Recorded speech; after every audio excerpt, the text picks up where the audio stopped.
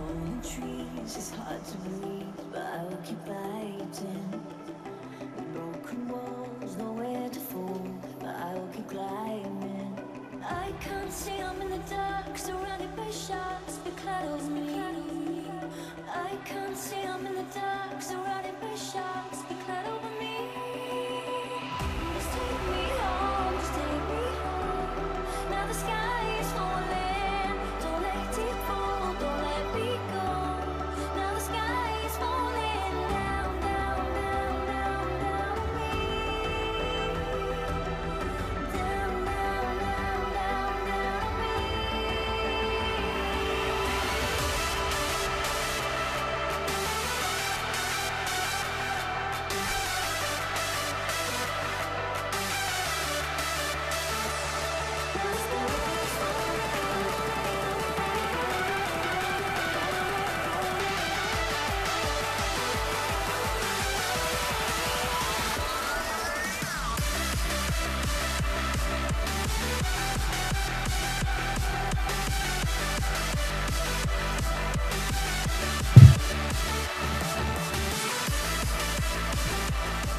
Happy Monday, everybody.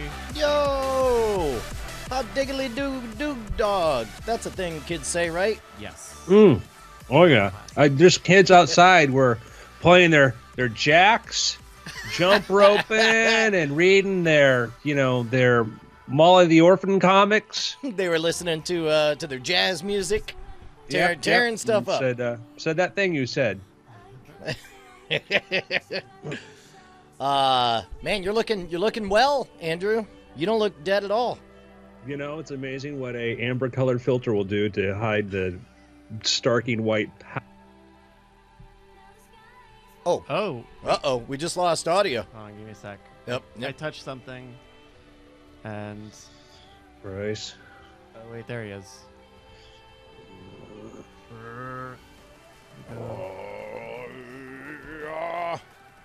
All right, talk to us, Andrew. Hi, I'm Andrew. Hey, there he is.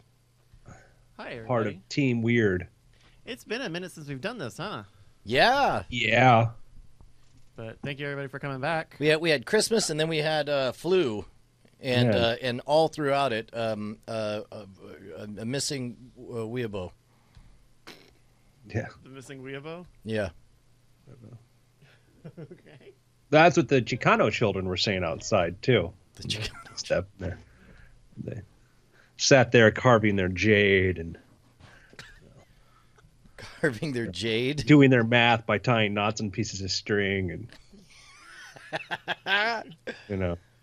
Weeaboo, that's praying to their crystal gods and putting parrot plumage in their hair. So that's what we do. Okay, let me get all logged into the night attack. Yeah. Hi, everybody. Whew. We made it. We did it. We made it. Boy, we meaning you. Oh, my goodness. Is it an adventure worthy of talking about on the show? No. Oh. I was supposed to get back into Austin on Thursday, and I arrived in Austin about 12 hours ago. It was that grinding day by day. Today's not your day. Yeah. It was like, because it would be like, okay, I tried to get ahead of it. It was like, hey, there's gonna be a blizzard. They're gonna close down the airports. Let's do Friday. Let's go ahead and get it now before everyone rushes. And then cool. And then Friday comes around, they cancel that one, and then Saturday they cancel that one, and so it's just like, it keeps rolling over and over, and it screws with your expectations. Yeah. And then they broke my luggage. Oh, America broke my luggage. no. So I actually went today before this live stream, and they just gave me a replacement. They were either like, we can send this to go get repaired, or we can just give you this replacement hard case luggage. And it was like the same exact size. It was somebody else's? No, I think it even had like a plastic wrap. It could have been refurbished, but I was just like, yeah, that's fine. I'll get that one. It's about the same size. So Wow. yeah, it was weird, and it was surprisingly fast for what I expected to be This is United or American. American? American. Just another pilot says they are new but deeply discounted. Yeah, it seemed. I don't know. It seemed fine though. Though I guess the luggage I had before was probably pretty cheap too. How was you guys' holidays? It's pretty great. Yeah? I worked out every day. Okay, good. Yeah, me too. Twice as much as Brian worked out. It's weird because I was working out trying to lose weight, but instead I put on 4 pounds, but it's definitely muscle mass. Okay. Oh. Like it's I weird. put on all this muscle, guys. Don't look at the scale. no, I mean it's like it's a little something. Oh, I see. happening Okay. there. Yeah, right. So Back up. Look at the room here. Also, you got the beard back. yeah, The beard's coming back in that really happens when fast. you don't shave. All right. But yeah. Well, and just there was no on-camera business, so I just let it all scraggle up. Yeah. And so. I saw that Scam School ad you and Jeff did as like, did they do this a while ago? Like, there's no way they did this a while ago. Yeah, no, I'm enjoying the scraggly for I don't know, maybe sometime in the next week I'll trim it back. Yeah. I've been on a workout program and I did not work out at all. I was in Disney World. And I just use that as whatever. Have you done the VR thing over at the Star Wars VR? Void, thing? yeah, did that. We can talk about that. Okay, Oh, cool. great. Yeah, I do want to hear about it. What was funny is like I got back and I'm like, oh man, I'm fat. I ate too much. And then I got the flu. And then like 7 days later, I got on the scale. I'm like, perfect. Lost 8 pounds. Balanced. Yep. And then collapsed, and they found me 4 hours later. Let me get the chat on screen. How did I forget that? Been a little getting Let me throw a little readjusted tweet turn. Twitter. Yeah. Tweet Everyone know we're at twitch.tv/Night Attack. So my parents know that I do podcasts, and my dad's actually watched some of the Night Attack stuff. But over the holiday, my mom asked how she could listen to the shows. So I walked her through downloading Stitcher and searching for all the various podcasts. Wait, so your mom did? Yeah, and she made a Twitch account. What? And I had her follow the channel, so she probably got a notification. Have you explained to them that you got like no, Mom and Dad, I have real fans. It's really a thing, I swear. I think my dad has watched Night Attack live before. Okay. I've seen him in the chat before. Wow. So I think he probably gets it, and Mom doesn't care. She's like, whatever. I think I am ready on this side to do a shoe whenever you guys are. I'm just going to pull up and retweet. Oh, yeah, go for it. Okay. Back for the first I should Weird find the- Things podcast of 2018. I didn't know you went to space camp, Brian. I did. And then I did I even did, what do you call it? I did a show at the University of that Alabama, whatever, UAB, University of Birmingham. That's what it is. And the campus is like right next to Space Camp, so I got to go back and visit it as 30 years later. And Still not an astronaut. but it was great. Like I got to ride in the spinny thing that they have that I didn't get to do as a kid because I was too small. But it was fun. Wait, over recently you did this? Yeah, like 2 years ago, 3 years ago. Oh, okay. No, it must have been 3 or 4 years ago because we were still at Twit. Mm. Wow. Is that 3 or 4 years ago? Yeah. I mean, Wow. 2018. That was 2015. Yeah. this is... Yeah. Because we just did episode 200 for Cord Killers at the end of the year. Yeah. So that was 4 years. 4 years. What? Yeah. Crazy. Yeah. Bum, bum, bum. Then, yeah. I got caught up on Night Attack. It was a treat to hear you do a Bodak Yellow at the end of the Bank episode. Bodak Yellow. What do we do? The rap song that you read. Oh, yeah. I forgot about that. I was describing it to someone as like, those they've got light up keyboards that'll teach you how to play a song. Yeah. But sometimes they'll have a button on there to help you learn the rhythm. So you just press the button and it'll play the note. Yeah. And it sounded like you just pressing that button over and over again. These shoes red, these bloody shoes. Like, like the right words, the total wrong rhythm. I knew that's what was happening. I was trying to make it like into a folk drinking song or something. Oh man. But yeah, you did good. You did good behind the wheel. Oh, good. Well, the second of the two, I think there was less abject terror of like, this is all hard to remember. Yeah, I'll have to off air. I'll have to show you. Or I think part of some of the audio stuff was that the Skype channels were wrong, or the Skype usernames. They're set up by username, which makes it weird. And if they're not the right, then they look like they're on the same thing. Got it. But yeah, it was good. Dude, I'm feeling it. You good, Andrew? Andrew? All right. Well, then I'll count you in. Let's do weird things in 3, 2. Welcome to the Weird Things Podcast. I'm Andrew Main, joined by my co-hosts, Brian Brushwood. Yes, the ghost of Brian Brushwood. And also the body of permanent- Brian Brushwood. They're both here simultaneously. And our permanent co-host, Bryce Castillo, despite whatever you may think you know. That sets a dangerous precedent that human bodies still have ghosts in them before they die. I mean, isn't that the idea, right? I saw a ghost. Also, the body holding the ghost. A ghost is just a soul that's died. Yeah. I mean, Maybe. when does it become give up the ghost? When does the ghost begin? No. The Holy Ghost? That was sort of an interesting thing. If you go back and you watch, like, I think The Haunting of Hell House, I think that was it, where the premise there was these paranormal researchers go to this house where all sorts of spooky phenomenon take place, and they were there to answer a very important question. And this, again, is from the 1970s sort of point of view. And the question they were trying to answer was, we know, they're like, ghosts are real. Yeah, we know that. That's for sure. The question is, are they the proof of life after death? Are they the consciousness of the deceased?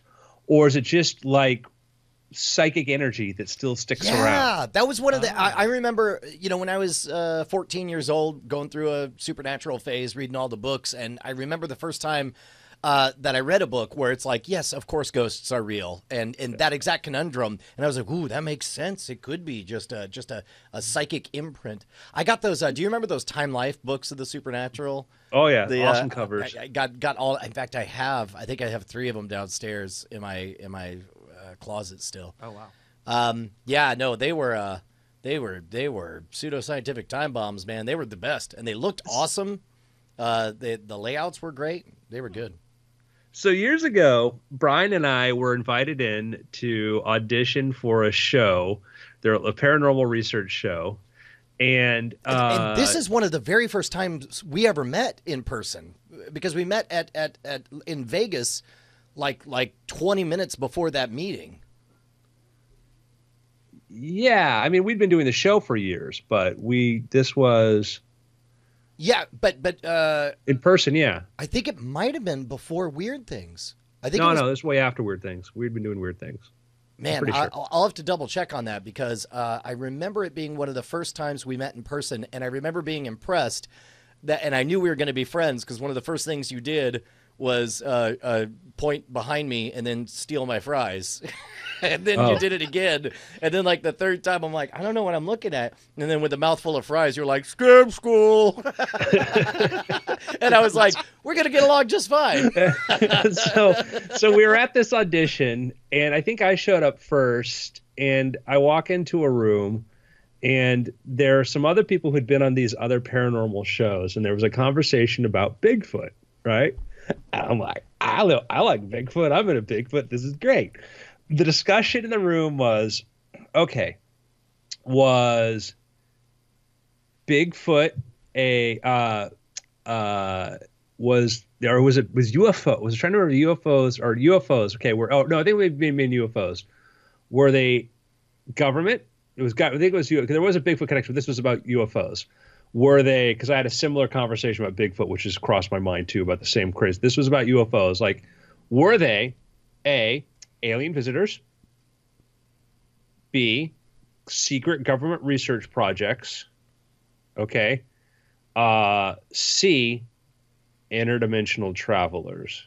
That was the three things. That was the debate of what the three were. Well, right? and there was I'm like, no other option. There's No, then somebody goes, well, there is a fourth option. And I'm like, thank God the voice of sanity is about to speak. All right. And I'm like, let's tell them the fourth option. Time travelers. I mean, they're not wrong. Those are possibilities. It's I was like, well, there's another possibility you guys haven't considered. And I'm like, yeah. like, Andrew, what do you think? I'm like, I'm in the wrong room. Yeah, man, that was a crazy time because they were on they had this show all figured out, like Discovery or whatever channel, whatever channel we auditioned with, like they had the show format figured out, and they were going to move into the supernatural space, and they were going to do the thing of like, let's have a skeptic and a believer or whatever. And the audition that we were showing up to, they called it basically a chemistry test. They just wanted people to hang out, talk to each other, maybe, have discussions. Yeah, exactly. Yeah. And so I don't think they knew that Andrew and I were already friends. And so it's like, we're hanging out, and boy, we were just clicking like crazy. So spinning around on chairs. What's that? I saw the list that they had of the pairings they were doing of the groups of people, because they're pairing like groups of 3 and 4, and they were trying to do typical like, we'll have maybe one skeptic, one this, whatever, like this. And I go up to the guys doing the pairings, who I now know, by the way, is a member of the Magic Castle, by the way, but I was working as an assistant back then. I go up and I see the pairings and said, hey, is there any sort of order to this or whatever? Like how they're doing? Like, no, I'm going to give you a suggestion here. That guy, Brian, me, pair us together with these other people. Just give this a shot. It's like, really? Like, yeah. Just see what happens. We go up, we're paired, we're bouncing off of each other, we're interacting with us, whatever. And it was great. It was the energy full, and they're like, and the people behind the camera was like, wow, this is really good. We get the callbacks like, yeah, you guys were great. That was great. Like, whose idea was it to pair them? And I didn't say anything. Yeah. I just went in and redid the list because, and then it was. That show ended up not happening, but that was a fun who's who, because I remember Dr. Richard Weissman was there, who's done amazing. His book, The Luck Factor, is still one of my favorite books. It's a scientific research into the nature of luck, and it depends on how you define it, but luck is a thing, and there are a set of behaviors that determine how lucky you can be. Oh, and the last part of the book, he takes unlucky people, tells them to emulate, like, do these things. These are the things lucky people do. And then they saw, self-reported massive turnaround in their luck. And there's more to it. I know it sounds like I'm describing a pseudoscience. And then Magic Drill. Got it. The guy, one of the guys from Smash Lab. And I remember you guys talking, you were asking like, why on earth did you work with fiberglass on that one experiment? And the guys, like both of you had 1,000-yard stare of what it was like to work with fiberglass. Yeah, it was just this. Yeah, there was like, I'm like, because of the production on that, it was an interesting project, and understanding there's but it was a very interesting experience. But that was just funny, and just a little point of advice out there to people is, sometimes you go into situations like that. Don't be afraid to ask questions. Don't be afraid to speak up. What if we do this? What if we do that? And they might be like, nope, dumb idea, go away. Fine. But I found more often than not, what is this over here? Can I be part of this? What's going on over here? And I've gotten myself into, we got that much closer to that project happening, for better or for worse, because of the fact that it was just like, oh, what's this list? Well, what if I put these 2 names here? Is that cool? Sure. Okay. Why not? Well, and that's to take it back to the luck factor. That's one of the things. There's 3 sections. First, he has everybody, who participate in the experiment, self-identify as either lucky or unlucky, and he asks questions like, "Okay, why do you think you're lucky?" And they're like, "Oh, because I won the lottery." And it's like, "Oh, that's cool." He goes twice. And they're like, oh, Oh. you know, and then, Yeah. and you, why do you think you're unlucky? It's like, oh, well, I was in a car crash. You're like, oh, okay. And you're like, and then the ambulance I was in a car crash on the way to the, So it's not a single, because anybody could be the one out of a certain set of probability, but it's being in a selected set multiple times. Sure. So, and then that was the first thing he figured out is that he gave a bunch of scenarios that were ambiguous, and he asked people to describe, do you consider this to be lucky or unlucky? One of the scenarios is, imagine you're in line at the bank. You're like 4 people back in line. All of a sudden, someone kicks in the door. They have a mask. They said, this is a robbery. There's a tussle with the security guard. A gun goes off, and you get shot in the arm. It's not life-threatening. It certainly doesn't feel good, but the bank feels so bad. They're like, man, we're really bummed with how this worked. Please have $5,000.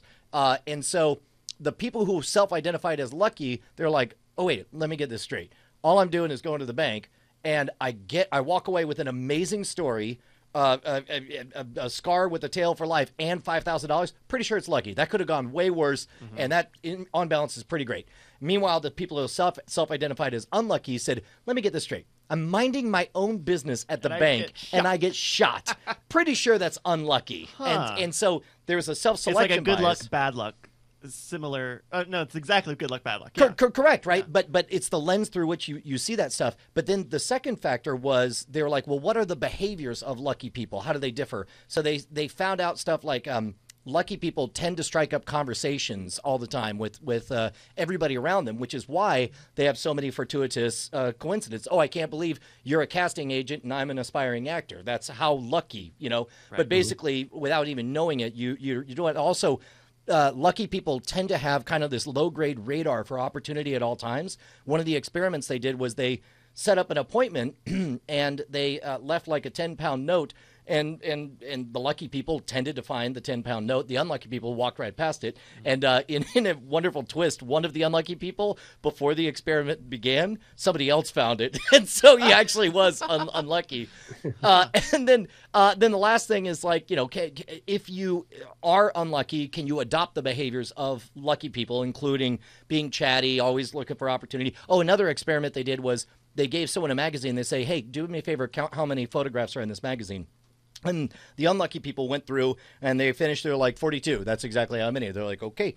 Whereas the lucky people would get halfway through and they would stop. And because they would see a half-page advertisement that just read, stop counting the photos. There are 42 of them. Report that you found this and win $1,000. And so, and so lucky people just had that. They're like, oh, do I win? And they're like, no, that's psych, but good on you for finding that. Yeah. But anyway, it's fascinating stuff. And I think that that's a good example of what you're talking about, Andrew. It's like, you know, that is a neutral thing. There happens to be names on a list. A lucky person would think, I mean, do they care what the order is? Let's at least ask and see if there's a way to set ourselves up for success. There's also the adage of what is it? Luck is opportunity and preparedness. Yeah, that's right. It's preparedness meets opportunity. Yeah. Yeah. correct.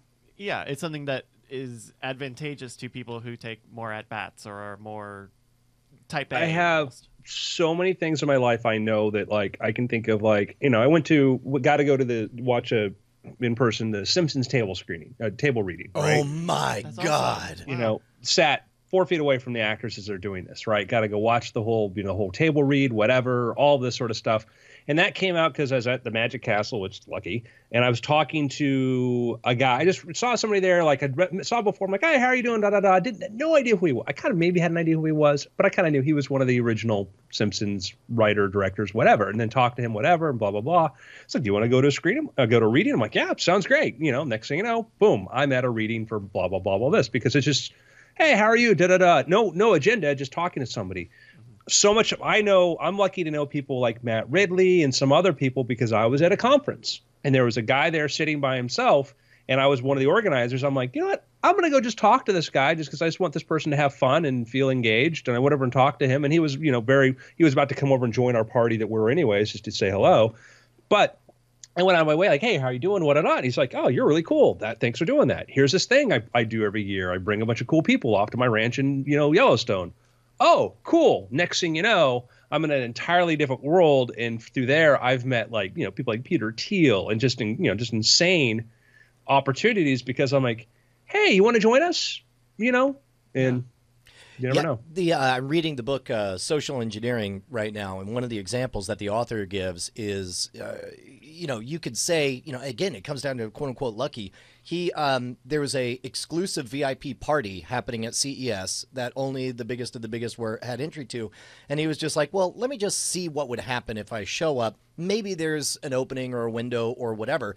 Turns out he didn't even have to do anything fancy because by virtue of showing up, because again, an unlucky person wouldn't even bother to show up. Why? Because there's no way they're going to get in. Whereas a lucky person would think, oh, you know what? I'll show up. Sometimes you get lucky, and who knows? And so as a result of showing up, he happened to be just hanging out by the booth, making small talk with the person taking the badges, and Linus Torvalds walks up. Founder of Linux, right? Linux, yeah. And then the guy happened to have a Windows plush toy on him, and he was just like, "Oh, this would be funny." He was like, "Hey, would you mind signing my Windows plush toy?" So you got Linus Torvalds to sign the plush toy, and they made maybe 2 sentences of small talk, and then he says, "Hey, I'll see you inside at the party." That's all he said. He didn't pull any strings. He didn't do anything. Just Linus Torvalds in front of the receptionist said, "I'll see you at the party." Mm-hmm. Receptionist just, what do you do next? You hand over 2 VIP passes to get into the party. Wow. Sounds like very bad security on behalf of Mr. Linus Torvalds, Yes, and It was a security officer's bad luck day. You disguised a threat as a potential, interesting. There's a lot to be thought about there. Hey, it's scary. Goblins? Yes, goblins are scary. You know what else is scary? Chupacabras? Chupacabras are scary. A ghost. Frankensteins? Oh, the worst. I mean, what, the doctor or the monster? Both. Yeah, both, man. Okay. By the way, and physically. Have we discussed this? I mean, technically, the monster is his creation, which if he had a last name, it would also be Frankenstein, right? I mean, is that always the case? Do people drive like Musks or do they drive Teslas? Well, okay, but is it a person? Well, when you create a person, traditionally, that person is born. I mean, the reason he was run out of town was because he was considered a monster. I would say he's a semi-sentient. So, maybe a little... have you ever had Stitches? Oh, sure. Brian? Yeah. Or did you take on the name of your doctor? Doctor, no, I'm Brian Osakawa now. It's just the way it works. But you made me. But you it's made not me, like doctor. He's cobbled together out of spare parts and given life. Hey, you say that too. I saw that drone injury. I saw that. I say they're both Frankenstein. But anyway. Right. Turns out Brushwood is the name of Brian's mom's obstetrician. So very weird custom. It's not the same. He didn't make it. It's fine. I mean, maybe he did. Maybe my dad's not my real dad. That's what we're trying to find out. Yeah. So what else is scary? Let's see. Tigers, snakes. How about the G word? Ghost? Or ghost scary to you? Scary? I was just like, a different thing. Gatsby's? Yes. Ghosts are scary. Ghosts are scary. Okay. Now, what's funny? Think of like classic comedy. Who's funny classic comedy? Ghosts. Charlie Chaplin. Ghost Dad. Okay. Charlie Chaplin, sure. Comedy duos. Comedy duos. You got, I guess the Three Stooges is a trio with a constantly rotating third. That Sacha Baron Cohen guy, Borat, my wife. Wait. Borat voice, my wife. How about Laurel? Stan Laurel and Hardy. Laurel and Hardy, sure. Laurel. It's funny. Laurel was in Scooby-Doo. They used to bust ghosts. Remember there was that season of Scooby-Doo where it's like there was always a celebrity guest, and then they met up with Laurel and Hardy for one episode? Well, so Laurel, funny, right? What about a ghost Stan Laurel? Oh my gosh. Oh. So which way does so you're walking around the corner and you see an apparition and you go, a ghost, and you're scared, but then he starts doing pratfalls and arguing off screen with the co-host or something. A co-ghost. A co-ghost? A co-ghost. A co-ghost. Yeah. I'm just imagining a ghost Sleeping on like a ghostly banana. Which one was forgive me for ghost body typing, but was Laurel the tall, skinny one, or the Yes. shorter, more rotund one? Laurel is a tall, skinny one. Oh man, I think it would be funnier if it was Hardy, because Hardy would just constantly be flummoxed and angry, barking at someone who's not there. But that sounds like an angry. I wouldn't like. I don't know that I would That laugh sounds- at that ghost. That ghost might be scary. Yeah, that's a good point. Whereas Laurel, he's confused and he's just like, Ollie, where's the wiper blades? Classic So- Viper Blade shit. This is from the There's Daily mud all Mail, over very the reputable scientific research journal. Is this the ghost of Stan Laurel? And then a photo. Paranormal investigator claims he spotted specter of comedy legend in derelict cinema. A ghost hunter claims he spotted the apparition of comedy icon Stan Laurel at a rundown cinema and says he's got the photographic evidence to prove it. Mickey Vermouch, great name, captured the image at the derelict King's Theater in Bishop Auckland, Co-Durham. The paranormal investigator also claims he had a conversation with a former silent movie star. Wait, you said he was a silent movie star. Aha! No, he was formerly silent. He Formerly. just started talking. he gave up was being one half silent. of the legendary comedy duo Laurel and Hardy. Stan Laurel was walking alongside me, he told the Daily Star Online. The ghost hunter described Stan's voice as gentle and claimed the comic smelled of macassar oil, a hairstyling product popular in Victorian times. He said, Stan said he was at peace and told me, this is where I had my happy times. This is where I belong. Oh, yeah. He showed himself to me because he wants the world to know he's around. Okay, this is the equivalent of me dying and showing up not to visit my family or even the bars where we shot Scam School, but to go to the Just to get computers. attention. I would go to the computers where people watched Scam School and say, "This is where I'm at peace. This is where you watched Scam School." Remember me, I'm okay. Woo. Oh yeah. So we've got a photo of Laurel here. This is Brace yourself, Brian. I'm ready. all right. So this is. Oh, That's I was the about to ghost. say that's an Incredible ghost photo. I mean, astonishing that's ghost real. photo. The I believe clarity it. is I believe it. right. Oh, wait, no, that's just a photo of Stan. And here's the ghost photo. Wow. Huh. Okay. To the credit of the ghost photo, it does look like the body of a person. And if I was going to, it looks to me like there's two orbs, which traditionally are places where a flash will reflect or whatever. But they're kind of set up they that look they like look like hands. fists, Yeah, like they look balled like up hands. fists off to the side, or maybe open hands at a weird angle. And the face, man, I would sooner say that looks like French scientist Michel Eugene Chevreul. That's the creator. Here, go ahead, look up Michel Eugene Chevreul and tell me if he looks closer to that or to Stan Laurel. Michelle Eugene. What was the last name? Chevreul, Chevreul. Chevreul is I was creator of surprisingly close. Chevreul's Pendulum. I don't know. Okay, wow. I He meant was the one in younger the upper once. left. That one right there. Yeah. This one? Yeah, No, Bryce, no, he no, wasn't that born one. old.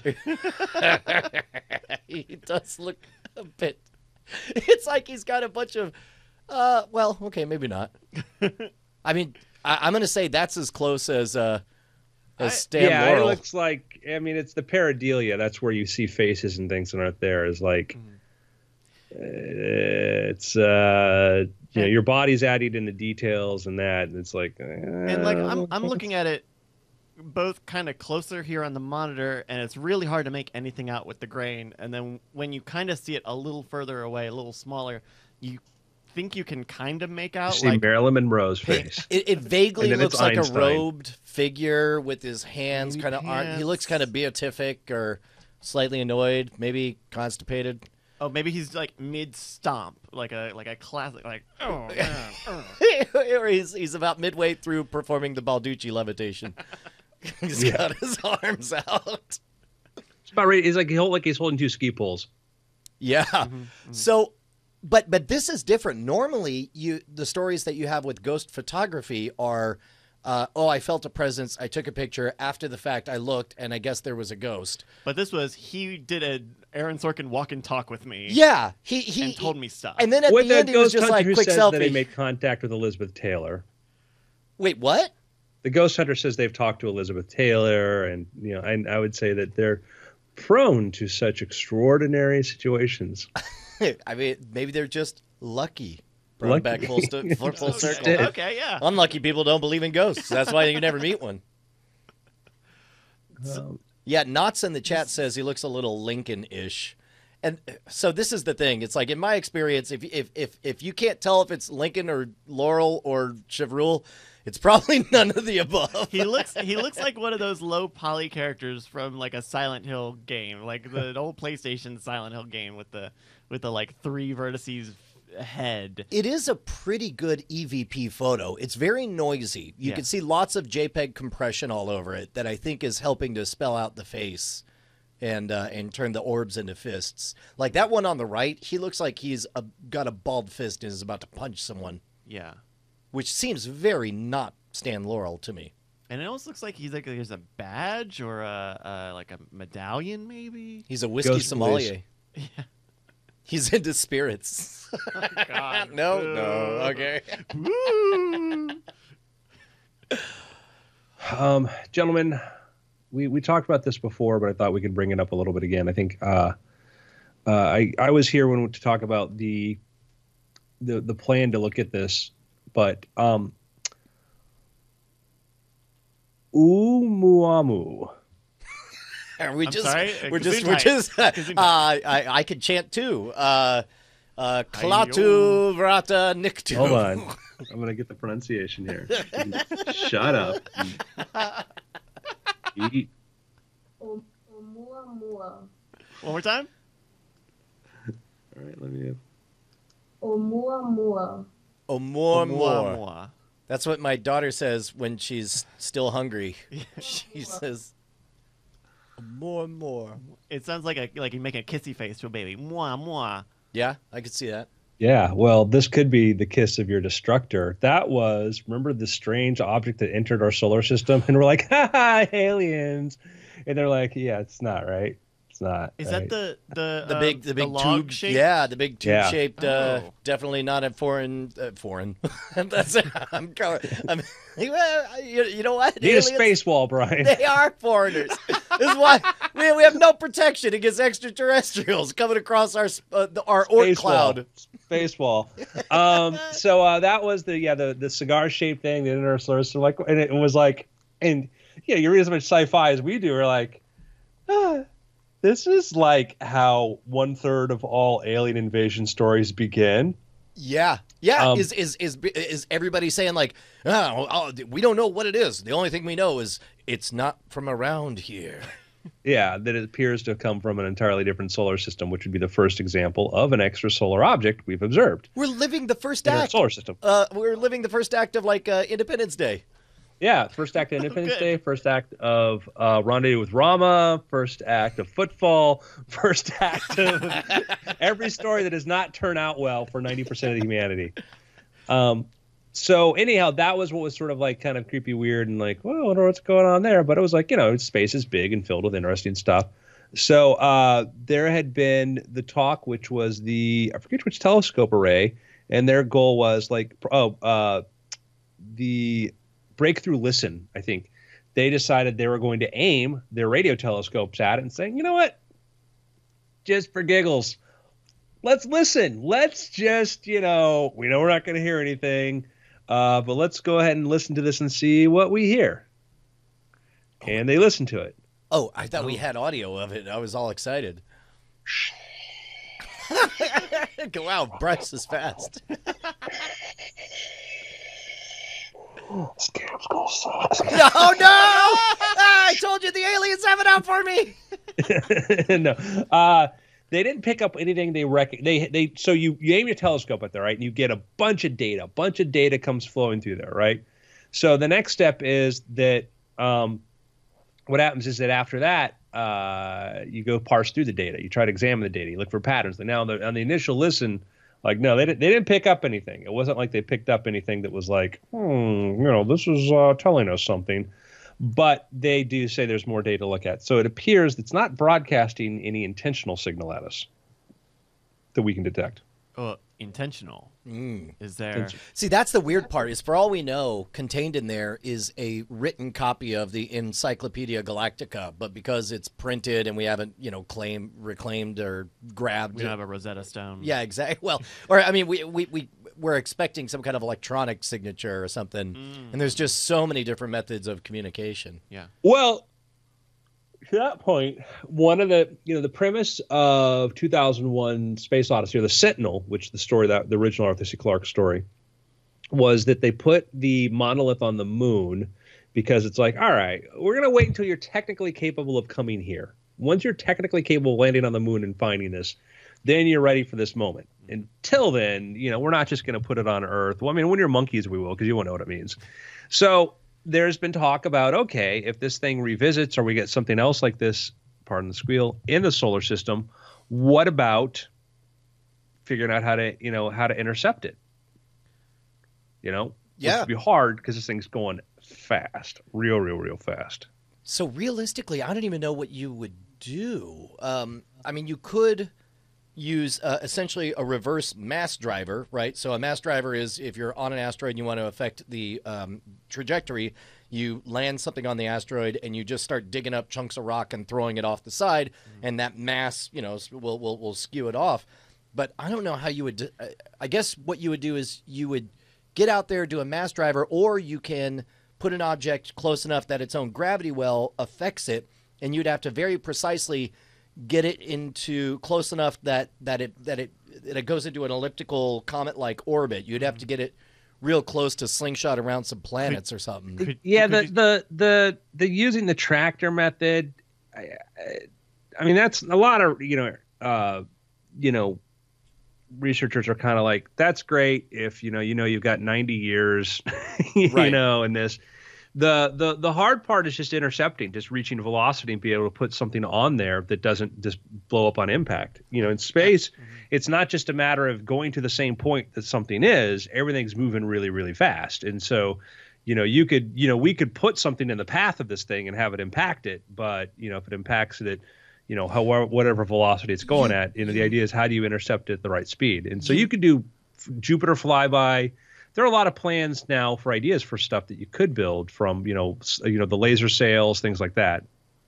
But yeah, well, and I can see a situation where you send a series of missiles by it, right? So they're racing as fast towards it as it's coming towards us, and then just as the missiles go past, they fire out of the missile backwards to hopefully try to match the velocity of the.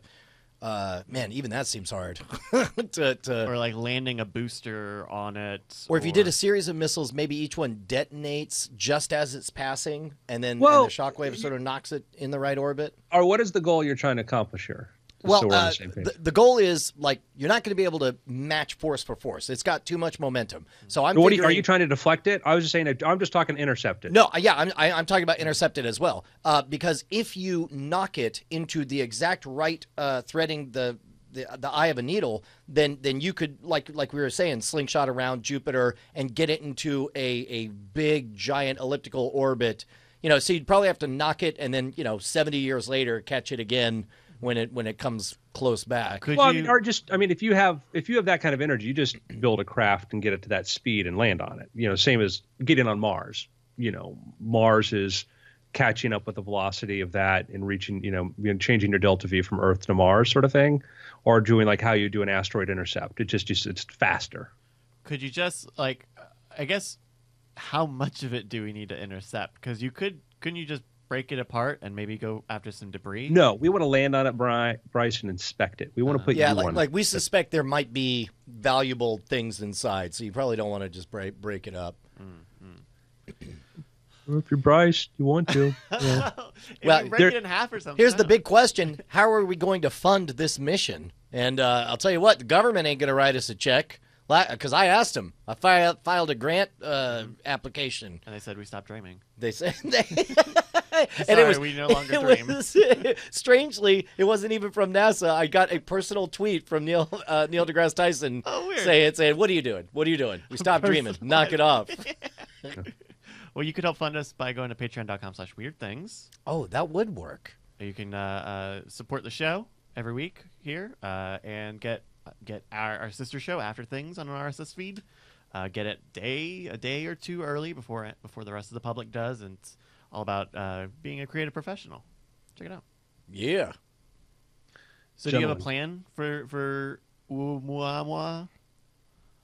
There, Andrew? I had the platter. It was amazing. The pineapple was the best part. Yeah, there's thoughts about it, but it is that, asteroids are, meteor impacts and things like this are ways of nature reminding you how's your space program going. Mm-hmm. And seeing things like this, it's just more of a call to like, yeah, let's build, the tech and the capability to go out there and inspect and see this sort of stuff is one that the research into. Like, it's all fun and games until it's, the size of Philadelphia and, heading for, Calcutta. And then we don't want that to happen. Yeah, that's neither fun nor a game. Speaking of, what happened last night? Oh, SpaceX landed another rocket. Yeah, first launch of 2018, right? Yep. Oh, we did not talk about was the launch before. Before? That was one that. The one in California. Yeah, the crazy UFO sighting. Oh man, look at these pictures! If you haven't seen those pictures, type California UFO SpaceX, and you will see some extraordinary. I guess it was a just after twilight launch. So as a result, once the rocket got way up there, whatever clouds it makes or whatever was catching all the sunlight, and so as a result, it just has this extraordinary look. It really does look like an insane UFO. I mean, I guess it is a UFO for a lot of people. It's like it kind of flares out in a weird fine mist, but then it also turns into this sort of messy... There's great video too. Look for the video. Yeah. Have you watched the video, Brian? No, I haven't. Oh. We've got a little video here from Elon Musk. There's another one watching it stretch across the side. But yeah, even this is cool. Man. And you could see it moving. What is the dot? Okay, so if you haven't seen it, it looks a bit like you're looking at Halley's Comet or something in that you got a pinprick point and then a very wide tail bursting out from behind it. But there also appears to be about maybe 1/4 of the way into this eye-shaped cloud, a bright spot in there. What do we know what that is, or is that an artifact? I think that would have been a separation of the stages, I believe. Oh, okay. So that might have been the first... Okay, yeah. Wow, man, That's what an extraordinary sight that must have been. Well, especially if you didn't know it was a SpaceX launch because they've become so routine. So think about how big the moon looks in the night sky, and realize that this cloud formation, this structure, is conservatively 100 to 200 times larger than the size of the moon. Like, wrap your mind around how big that must have looked subjectively, because a video I don't think does that part justice. Were you able to see it? Did you walk out? I was in L.A. I was in Florida. I was in Florida. So, what a bummer. I think this is beautiful. So this this is like a time lapse cityscape where you can see it in the sky. Wow. And so that's just the normal exhauster, or Yeah. Well, there's going to be tremendous differentials in pressure that I believe are going to cause, similar to contrails, with airplanes at a certain height. Wow. That is just gorgeous, beautiful, and even this like trail it leaves lingering behind. Wow. Yeah. Man, what a crazy experience that must have been for everybody. Yeah. Yeah, gorgeous stuff. How far off are we from seeing the Falcon Heavy? So, latest plan is maybe in a week or two, we may be getting a test fire. Falcon Heavy has been put erect on the pad in Florida. They've had it erect. They've had it upright. And then now that Zuma was the big secret payload they launched last night, and that'd be like, when's Zuma going to launch? Zuma finally launched, and that was a success. So Falcon Heavy, the plan is Elon is now saying end of the month.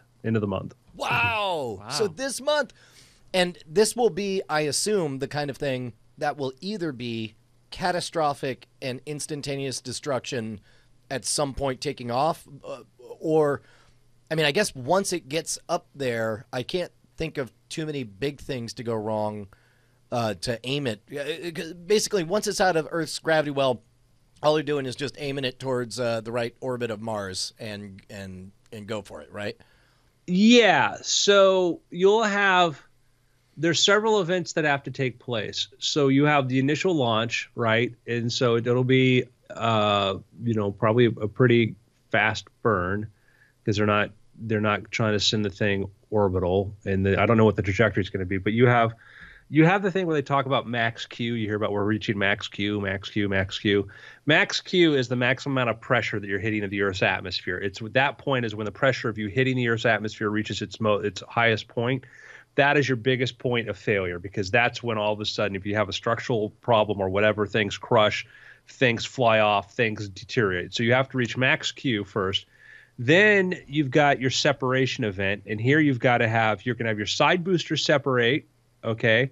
Then you have your main stage with your main rocket, your main stage, and then you're going to have your separation from there. So the side boosters separate, and a little while later, the central core is going to then separate from the upper stage. So I would say that like the trickiest point is going to be this thing going to the stability of this thing going to max Q, with the two side boosters, and then after that, I think that's when the scary part's going to be, and they're going to try to bring back all three boosters. Wow, that's that level of ambition that just makes this my favorite soap opera. Are these are the boosters that they're trying to land the same as the first stages that they've been landing this past year? Yeah, it's just three of them. Okay. Yep. Okay. Yeah. But of course, what a juggling act to do all three at once.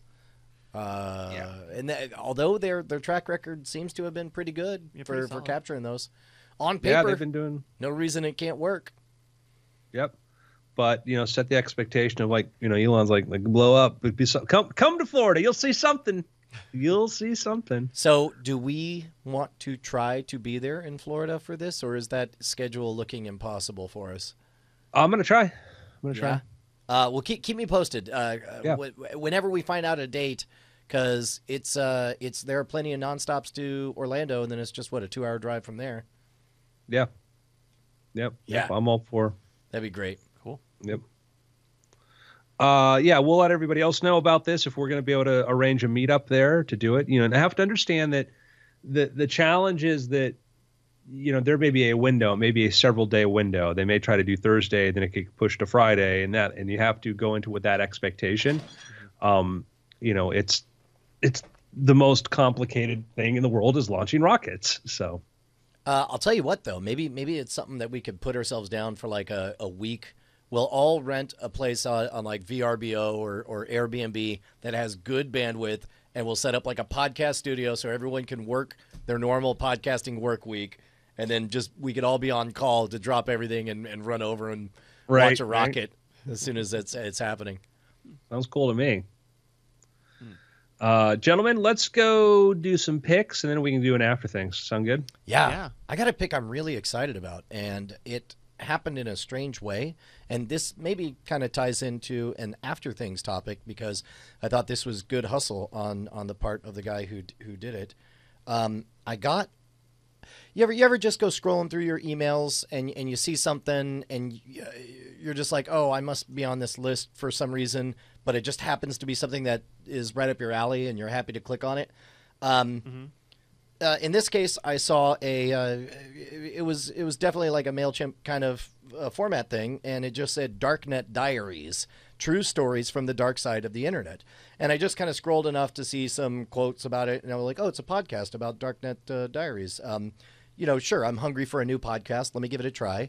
Started with episode 1, and holy crap, this thing is amazing. It's great. It's great. The storytelling's great. The first story is only 14 minutes long, and it's about hackers that were breaking into unprotected PBX systems. PBX systems are the telephone exchange systems that medium-sized businesses will use if they're not using voice over IP. And the way he tells the story of how simple it is to get in, you can call, let's say 7:00 p.m. On a Friday when nobody's there, and it goes to the voicemail system. You can guess what the default passcode might be. Maybe it's the last 4 digits of the number that you called is oftentimes the default one. It gets you into the PBX system, and then at some point you can use that system to place outgoing calls from that business. And you can use it to call 1-900 sex lines, international stuff, and because it's not the phone company that's actually charging you. It's actually the foreign entity charging you through the phone company. So by the time you figure out that you have a $25,000 phone bill, the phone company's like, yeah, literally, we don't have the money. We didn't do that. Well, we have nothing to do with it. If you have a beef, go take it up with whatever number got called.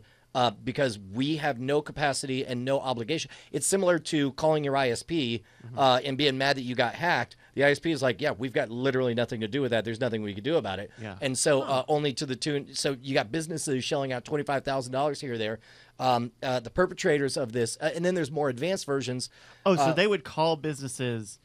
They would call the ones they own. Like they own the 1-900 and they would numbers. charge those. Oh, wow. Correct. 'Cause I was just thinking like, oh, well, they're getting free long distance. That's small No. time. but They're wow. calling at $10 a minute to their own phone number, basically using everyone's PBXs as ATMs. And that was a hack that I hadn't heard of. Anyway, really, really great stuff. And so after listening to 4 episodes, I went and I was like, how did I get on this list? And I look, and it's just from this guy. His name's Jack Rhysider. I want to say Rhysider. Jack Rhysider. Yeah, that sounds right. And I asked him, like, hey, if you don't mind me asking, how did I get on this list? The show's great. Thanks for letting me know. And it turns out he was just a fan of hacking the system. Oh, wow. And just and I guess had made a nice looking email that he was sending out to people who he thought would really dig the podcast. And this is a case where just that hustle exactly landed on the right target, and now I'm a huge fan. Wow. They're great stuff, good stories. Cool. So just look for Darknet Diaries wherever you get your podcasts. Darknetdiaries.com looks like it's the website. I also have a podcast pick. So I ended up watching a lot of stuff with the family over an unintentionally extended vacation. But the pick that I have today is something I found out about like 2 or 3 hours ago. I saw it on Twitter. Someone I followed mentioned it, and it's from some people who are loosely associated with Comedy Bang Bang and Absolutely Productions, and I saw the title, and I thought, yeah, I'm gonna give this a try. It's called Burger King Official Role Play Podcast. Oh, that's amazing! And it's a real play podcast set in a modern day. The first story takes place in a Burger King, and they're solving a murder. And it's what I'll say is, like, I've listened to a number of real play podcasts, and there's always the first episode of them is always the thing that I don't like, which is like, okay, we're going to spend an hour and we're going to tell you about our characters, and we're going to give you a little bit of backstory. We're going to tell you the kinds of things that they would do. And this doesn't do that. This just like jumps right in with all these people standing in line waiting to order food at a Burger King. And it's kind of cool. It's very in media res in a way that I think other podcasts try not to be. I think, and for good reason. They're long stories, they're intricate characters, and I think this not being that, I don't know, something about it clicked for me. So that's at bkorpp.show. That's the URL to get it. Awesome. What about you, Andrew? So I had the flu. That everybody had the flu this year, I guess.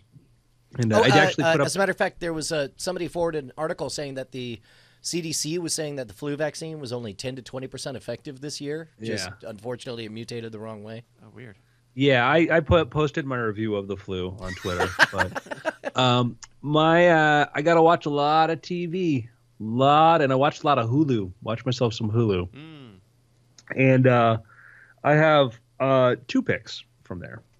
One was, I'm like, why don't I watch Orville?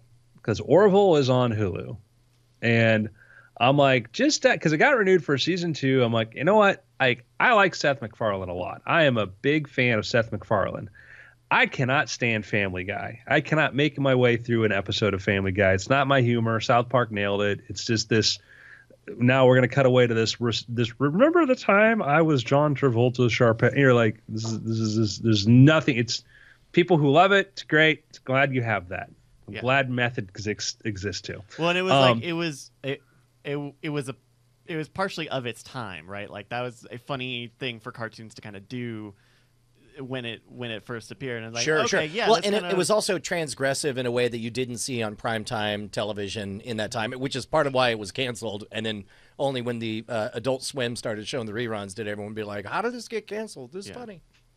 Family Guy, but how many years did Family Guy go before it got canceled? I want to say it was 2 seasons. I think it was 2, yeah. Wow. Yeah, and this is a long time ago. I was working my day job. This is 1998 is when it came out. Yeah. And then when I was on the road touring, I would that was what my end of the day thing would be to throw on a couple episodes of that. So when did it come back to Fox? Probably a year or two later. Yeah. No. It was a long time because you remember it was 3 or 4 years because the first episode they did when they came back was this amazing thing when it's like, oh, bad news, Peter, we've been canceled. And it was like, what does that mean? It's like, you're like, well, we have to make room for all this other fine Fox programming. You're like, well, is there any way we'll be back? Well, it's like, or fine Fox programming, like, and then it goes into a list, an inappropriately long list of like 50 different shows, including Firefly, Key and Eddie, all these failed stuffs. And we're like, well, is there anything we can do? And he says, well, if all those tank, maybe we can come back. And that's exactly what happened. It was a pretty great moment. Wow. That's funny. Anyhow, never been into the show, but I've always admired Seth MacFarlane. You know, the guy, how hard he works, everything he's done. And I find him, when I watch interviews and stuff, extremely likable person and whatnot. So when it was announced that he was going to do the Orville, I'm like, all right, it's be interesting. Like and Ted's not my thing, and this sort of stuff wasn't there. But like I'm waiting for him to do something. I go, oh, this is cool. I like this because I like the person. So Orville got announced. He's doing the Star Trek sort of space theme thing, and you're thinking, okay, like Galaxy Quest, because I love Galaxy Quest, and could certainly watch some comedy in space sort of thing. And then you start watching trailers for this thing, and you're like, this is like very, very Star Trek The Next Generation. Well, very Star Trek The Next Generation. You're like, this is very Trek. Very, very Trek. Specifically, I remember thinking like, well, I guess it's a Trek parody, but nothing about this looks terribly funny, even though it was very clear from the structure of the trailers that they were acting like trying to treat it as a comedy. Yeah, it's going to be a hilarious send-up of Star Trek. Yeah. So you watched, and I try not to go too much on pilot episodes because the problem with pilot episodes is that they're trying to please the network. And on the first few episodes, often there's so many different voices going in there. You want to see if something finds it sort of thing. And so I watched, after I got past this, let me watch a couple more episodes. I watched a few more. And then I wrote my tweet was, once you get past, this is more of an homage to Star Trek The Next Generation than wild comedy a la Galaxy Quest. It's a very earnest show with a likable cast. It's the most expensive Star Trek fan fiction ever made, and not bad fan fiction in my opinion. And that's really what it came down to. I said, this is a guy that loved Next Generation, and and many people haven't seen this, but I got an amazing thing. I'll have Bryce go look up in a second. You're like MacFarlane loves Star Trek, and he didn't want to do a wild, wacky bunch of jokes. He wanted to do earnest science fiction stories. This is the guy that brought back Cosmos and got it on primetime television. This is how much he loves space and science fiction. There is a passion there, and I respect that. And so you start watching the show, and you realize, like, the plots are not these absurd, like, comedic, which I think there's a place for that, to be honest. There could be that, but it's like, it's a planet. Like, Doctor Who is more far-fetched with the absurdity and the parody of what they do here. And keep in mind that one of the stories we covered over on the Cord Killers podcast is that there is in the works a TV show based on Galaxy Quest property. It'll be different actors. Tom Shear is supposed to be right. Paul Shear is supposed to be writing that. Mm-hmm. Oh, right on. Very cool. Yeah. So anyhow, you watch it, like, this is like, imagine that, like, Next Generation, Paramount went in and said, when it was a syndicated show, said, all right, listen, we need to do a new show, Star Trek universe, but it's got to be primetime. It's got to be more humor. We need to have a humor take on it. And there was a young Seth MacFarlane's like, I could do a take on this. Like, it'll still be Trek, but it's going to be a little more humorous. The crew's going to be a little more, realistic, blah, blah, blah. okay, go do it. And you're watching plot lines and stuff that could have taken place in the Next Generation universe. It feels some ways dated in that respect, but it's a very earnest show. And I think if you like Next Generation, I think you might like it. I felt far more, I still haven't watched Discovery. I still have not feel compelled towards that. So I enjoyed it. I'm looking forward to the second season. Cool. So this is what I want you to look up, Bryce. Yeah. Seth MacFarlane, Captain Kirk Teenage. Okay. Or Oh my gosh. fan film. here we go. Watch Seth MacFarlane play Captain Kirk in what is this? Hold on. He's got to be 16. He's he's a kid. Yeah, Seth MacFarlane as teenager in Star Trek fan film. I assume from a billion years ago.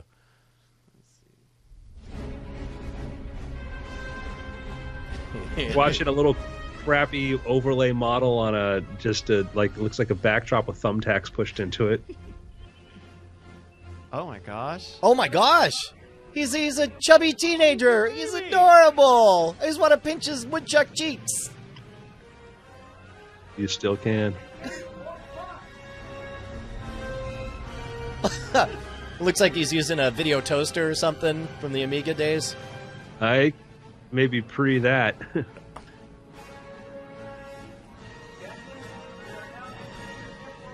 Oh, this is great. This reminds me of when M. Night Shyamalan put a similar caliber performance as a DVD extra on one of his movies. He's waking up from being in a Are we sticking with this? Or are we just going to watch the whole thing? I got to get his performance here. Yeah, we got to hear him a little bit. Status report. They've got a cardboard set. No significant damage to the Enterprise, Captain. Sir, I lost all contact with Starfleet Command. Spock, check the navigational computers. That's not a bad Shatner. Computers will not respond, Captain. Sensors? Also saying malfunction. None that I can detect. That's amazing. That's a noise. Then why am I looking at a view screen with nothing on it?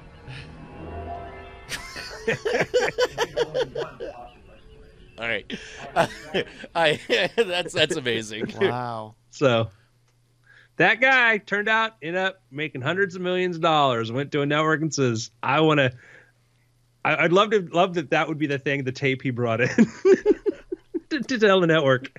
I mean, I've done this before. well, Yeah, I've what's- done this before. What's great is let's say that tape immediately, let's say, put all the heart and soul, because clearly a lot of love went into this, and then instantly that tape vanished and was never seen again. It still would have been worth it for him, because even if you do a shabby job, even if you just attempt to ape something else, you're gaining valuable experience about the nature of production. I mean, there's stuff that we figured out on when we took over production for Scam School that was just like, well, I don't know, I guess we got to solve this. These are things we got to figure out. Yeah, I mean, you start making stuff, and that was, I think, what was the most impressive about that is that clearly this guy was into it. And he was making things, and it stayed with him. He's passionate about it. Now you watch Orville, and you're like the opening. You're like, this is like, wow. There's like it's like Next Generation opening. Here's the shot of the ship. Now the ship's gonna warp away. It's not the Federation. It's the Union. I mean, this is like he's not a Klingon. He's this different thing, and this robot's a data. Be like, this is like it's treading real close. Well, which is part of why I think they advertised it as a send-up or a parody, because I think that is a preemptive maneuver to make sure that they would be protected under parody laws. That's why. That's why there's Star Wars themed pornography, and they're like, it's a XXX parody of Star Wars. Yeah. There was a years ago, Todd McFarlane, no relation, creator of Spawn, was in talks to do I think for Fox, or who was it? Who had the rights? I mean, forget which network. He was in talks to do a story, a TV series about apes, like humans on a planet filled with apes. Sound familiar? Sure, You know? sure. And people were like, no, it wouldn't have been Fox 20th Century because that was 20th Century Fox had the rights to Planet of the Apes. But like, they're like, isn't this a lot like, you know, Planet of the Apes? And Todd McFarlane said, well, they're not doing anything with it. Project killed. Oh, Like, no. Now You if can't say, yes, it's that thing. You know, you can say, no, we're doing our own version of this, blah, blah, blah, blah, blah. You know, like Tarzan with apes and this, but set in the future or whatever. But once you say, no, yeah, it's like that, but they're not doing anything with it, so who cares? yeah, And it's Done. that's the end. Man. Did you say you had a second? Yeah, my other pick was, so I watched a bunch of different things and stuff hear people talk, like Legion, which I thought was great. Legion was really, really good. The other thing that I watched that I dug the hell out of was Runaways. Runaways is very good. I hear it's the best Marvel series, and to which I always respond better than Legion, and then everyone's like, "Ooh, I don't know." It's different, right? It's different because it's trying to be a different thing than Legion is. Mm-hmm. Yeah. I got caught up over the holiday on Runaways, and it's still pretty good. I am just hoping they can stick the landing. That's been my thing with the Marvel shows lately. Is I don't think they necessarily stick the landing on some of these seasons. But you know, you have a lot of different characters, and I really love that I don't know any of the original comic book characters. So this is totally. I love that about Legion of just like kind of going in blind. Yeah. Yeah, they occupy such sort of different space within kind of storytelling and whatever. And I mean, Legion's fantastic. It's great storytelling. Noah Hawley is wonderful. The visuals are amazing. Runaways, I'm kind of maybe more, I mean, I've liked it more than any Marvel show I've seen on Netflix in years. Wow. I think I mean, Daredevil season 2 is still the high water mark for me, and I couldn't finish other stuff. Way better than Jessica Jones to me. That show is just frustrating. I thought the casting on this was great, and I'm like, I think if I were a teenager I would enjoy this, and the fact that I as an adult and enjoy watching this, and I feel like the CW shows drive me nuts because characters do really, really stupid stuff. Like, yeah, I keep supervillains in my basement. Nobody's going, is this really right or wrong? You know, and here you have a bunch of teenagers going, should we be doing this? And they do dumb stuff, but you're like, no, that's realistic. So Yeah. So, beautifully shot. Very, and if you look at the director's credits, that's another thing about Orville. You watch the credits. Brandon Braga is one of the producers Next Generation, and they've had an episode directed by Jonathan Frakes, who is, you know, #1 for Next Generation, and he's actually going to be directing an episode of Star Trek Discovery, so very Star Trek thing. But for Runaways, very, very diverse group of, when I've seen directors and writers coming in to do this, which is great, because there are some names when I see attached to stuff now, I'm like, yeah, and same old. Yeah, and I can name another show that I tried to watch and people thought was good that I don't think is good. That's another superhero show that I'm like, this is the same problem. It's the same names, the same people doing stuff, and it's not. So, Well, maybe we could talk a bit about that stuff in after things. Yes, gentlemen, we all good? Any more picks? We all good? No, we're not just good. We're the best. We're great. 2018. It's been weird. Hey, real quick before we break for anything, Sure. I finally saw this that I just put in there. This is the CW superheroes without CGI. It's pretty amazing. Car Danvers is tougher than you think.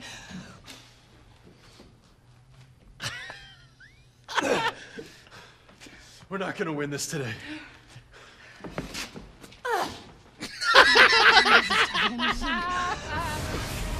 We're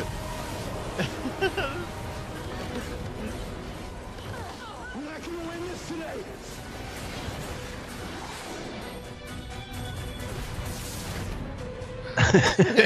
Big difference.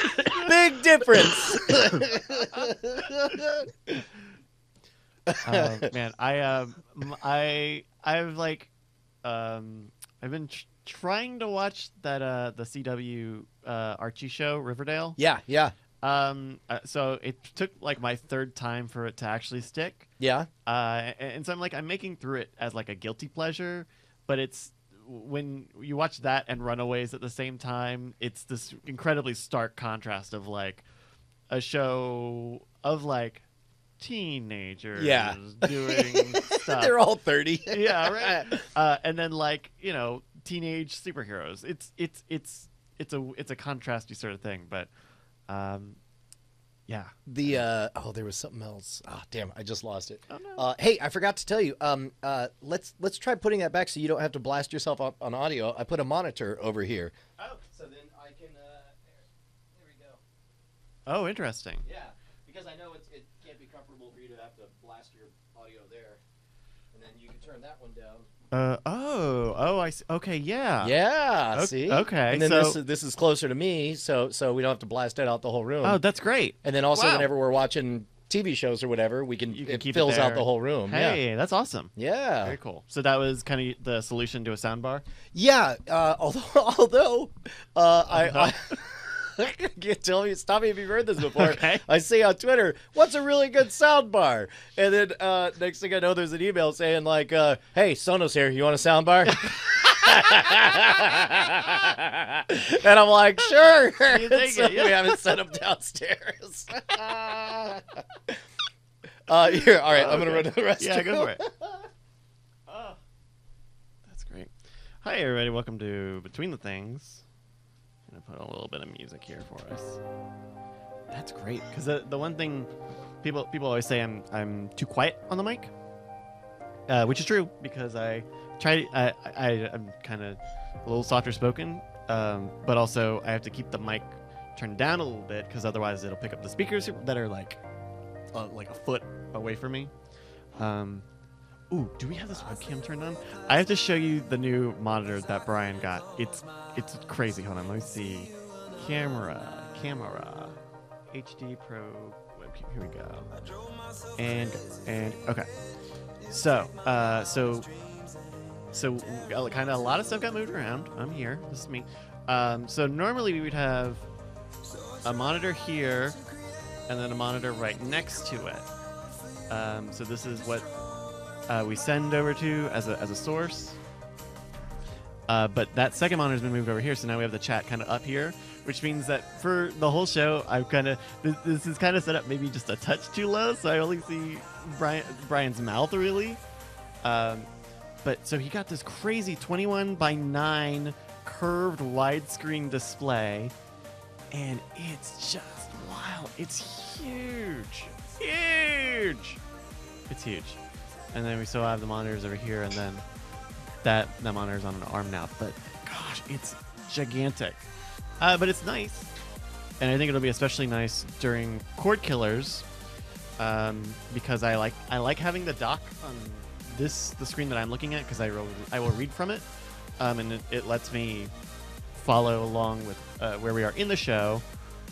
What am I trying to say? During the show, but it keeps so I can keep having the media monitor on for media. Hey, Andrew. Bryce does this when he's by himself in the car, just so you know. What? Talk about our setups? So, Bryce, today what I'm going to do is we're going to go to Burger King. We're going to get the 6-piece. The thing about the 6-piece is the barbie is people just try by think you're on the phone, and you're narrating. Okay, well, yes. I don't know. I actually find if I'm like in a really stressed out situation that like talking out or like explaining things that I know really well helps me like calm down. Like I'll like, oh yeah, this is the history of this one singer. She did this and this, and then she had a kid, and then she went this and this. And it's, I don't know, it's kind of a weird relaxation tick. It's kind of a tick. Oh, no, not at all. I mean, I'm nuts too. So, I find when I get super stressed out, I'll be like, all right, here's what I know. Here's what I can control. Here's what I can't control. You know, next time, don't borrow money from the Russian mob, Yeah. especially when you don't need to, because you just think it sounds fun. You're right. You know, I mean, they have our right interest rates, but you don't need it. You don't need it. Yeah, exactly.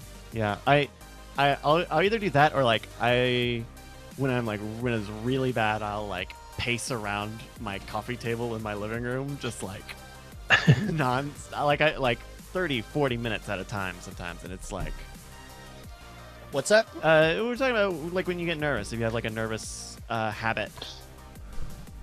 So like I'll march around. Yeah, I'll just pace and kind of like it's more of like Well, I having a told- physical element of a conversation in my head to nobody.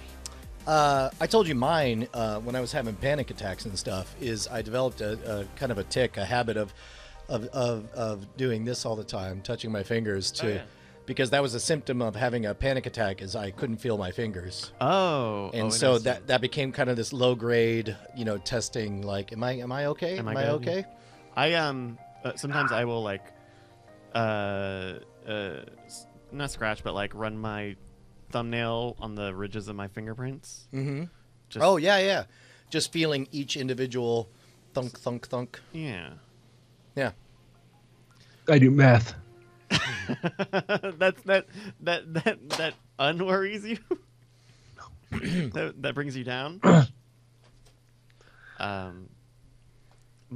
So for Christmas I got my dad a fidget spinner with with his favorite sports team on it. Okay. And those things are cool. You're I like, know, I keep these Doctor, things are what so do I do? I have anxiety and I just get distracted and I just need something to focus my attention. Also, I love the Jets. Do you have a prescription $4? for me? Yeah. Do you have $4 at a gas station near you? I don't know. I see those things. I'm like, should we be encouraging this kind of OCD behavior? Should we here's a box of toothpicks you can drop on the ground and try to count? Should we? I don't know. I mean, I think society is changing to accommodate a lot of different styles, and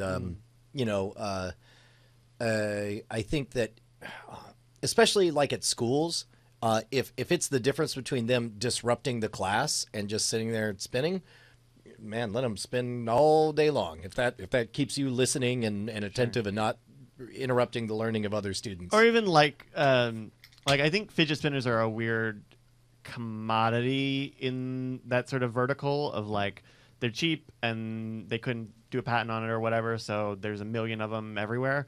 But I think stuff like the fidget cube or other like actual fidget toys that are meant to be quiet and can be out of sight are actually really helpful for people with anxiety. But that's not what took off. Fidget spinners did. So it's like, I don't know. Yeah. Oh wait. I think we did get an After Things email. Should I turn on this monitor?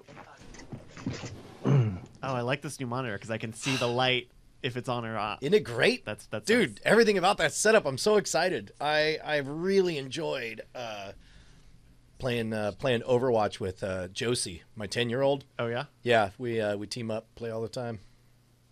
After Things. I swear I got an email from someone. I swear, you got an I email. swear. Oh, from Ken.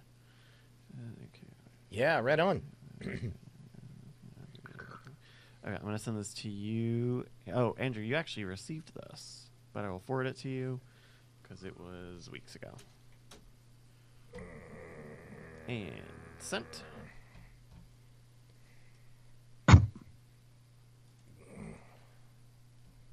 you flexing? I'm actually stretching because that is one of the weird side effects. Is today was one of the first times I had to do the whole workout without my trainer, and it's like everything gets really tight. That's one of the weird parts. One of the weird parts is this is really weird. You can tell I'm excited, even though I am heavier than I've ever been, but I'm not the fattest I've ever been because it's definitely muscle. Because now, when I stand, my arms can no longer touch my side. So I look like I'm being aggressive at all times as I talk to somebody. I'm like, "What's up, bro? What's up? What's up?" It's like I have to squeeze into. I don't know. It's weird because I got this. Yeah. Anyway, We get it. You're swole. I'm swollen.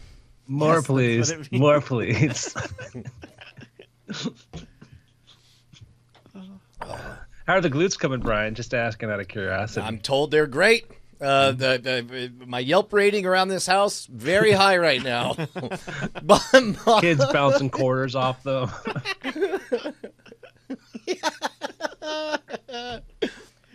Dad. The coin thing. No, Bonnie is a fan of the last 2 months of weight training. Good. I got this. I think we save this for Justin when Justin's here because I think he'll have a more some insight because it's about doing the live show stuff. So we're good. I think we got this. Okay. Hold on. I found another one, but we can also do that next week. If we'll just do lighters next week. Then do you have a topic, Andrew? Do you... Sure, I can surprise you all with it. Oh, There we go. All right, well then, take it away, Andrew, in 3, 2. Welcome to the After Things podcast, where we talk about things after weird things, called the After Things podcast. I wonder how many people have just encountered the After Things podcast. They're like, "What an odd name for a success podcast and about being an entrepreneur creative." But it's you're at the end of a thing, and so what do you do after your thing? You think about the thing. Yeah. Oh wait, The no, voices you hear. First was Brian Brushwood, Hello. co-host. Hello, ahoy. The other, Bryce Castillo. Hello, hi everybody. Carry on. So maybe we title After Thinks. Oh, that's actually pretty good. Yeah, gentlemen, this is our first episode of the new year. Happy New Year! Hey man, Woo! we did it. Yay! So we've talked a bit more before about, like, it's always very topical about resolutions and what you're going to do and what you're going to do. And Brian started before the new year working out, and Brian is feeling pretty good there. And Yeah, well, I'm not. I'm far from where I want to be, but this Brian is the weird. says he's ready for Mr. Olympia, even though Yeah, he hasn't won the universe yet, but he knows the that's next going to happen. Schwarzenegger. So, No, yeah. but it's astonishing to me because 2 months ago I invested in a trainer, and healthy habits take a long time to start feeling good and to start providing their own benefit. And it's like, the whole first month in November, I guess my job was to show up, and we did extremely light weights, and it was just all on form because everything about my form was awful. And it's just like, and my trainer's very strict, like, it's like, no, I could tell you're starting to use your back there. I'm like, yeah, busted. So it didn't get productive until the second month. And now at the end of the second month, at the beginning of the year, is the first time that it's like, man, it feels good to be eating healthy now. And it takes a long time to get to that place. Mm-hmm. And now it's like when I wake up in the morning, all I can think of is that 90 minutes of flow state of being in the gym and just, having that slightly altered consciousness where it's like you're just about, the next rep or the next, jog or whatever it is you're doing. That reminds me of a Vice article that came out, I think, a couple of weeks ago, about one of their writers trying to do like an 80-day fitness regimen to get abs, and It looks like it worked from the photo we're looking at. well, kinda. But the whole thing about it is like it was incredibly unsustainable. What he was doing was pushing himself far beyond what you're supposed to do properly, right? Like the fitness advisor or instructor that he had was like, no, you need to work with long-term goals and make good habits instead of just crash dieting and overworking yourself. Yeah. But that's how you see long-term progress is by making good habits gradually. Well, and just real quick, throughout all of November, like I was fairly obstinate about giving lip service to logging all my food or whatever, because I knew I was eating garbage, and I knew in the evening it's like once you have one beer, it's like who's counting, and all those those dark calories add up.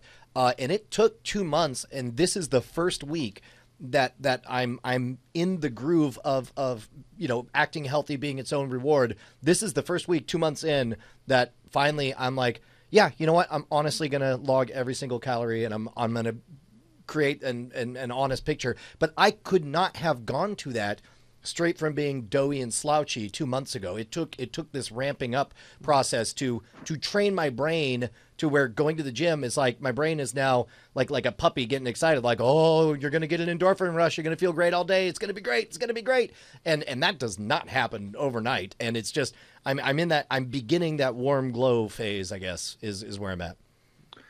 There are a lot of different strategies. And, when I went to go do my A&E series, I'd always like trained myself or whatever. And at one point I did an experiment to like see how big I could get, like doing like high weight, eating as much as I could. I got up to like 220 pounds or something. I looked like a linebacker, but it was a lot of fat, but it was a lot of muscle. I mean, my strength went way up too, but I just looked like, I looked like one of my brother's teammates. It was a cool experience, going from a guy that was in high school, 170 pounds to put on 50 pounds and all of a sudden look ginormous. But I'm like, that's not really the look that I wanted. And then I had to do a pilot for another TV project, and I had to lose that as fast as I could. And that was a very interesting experience. But when I went to go do the A&E show, I reached out to a trainer who I worked with, Chad Waterbury.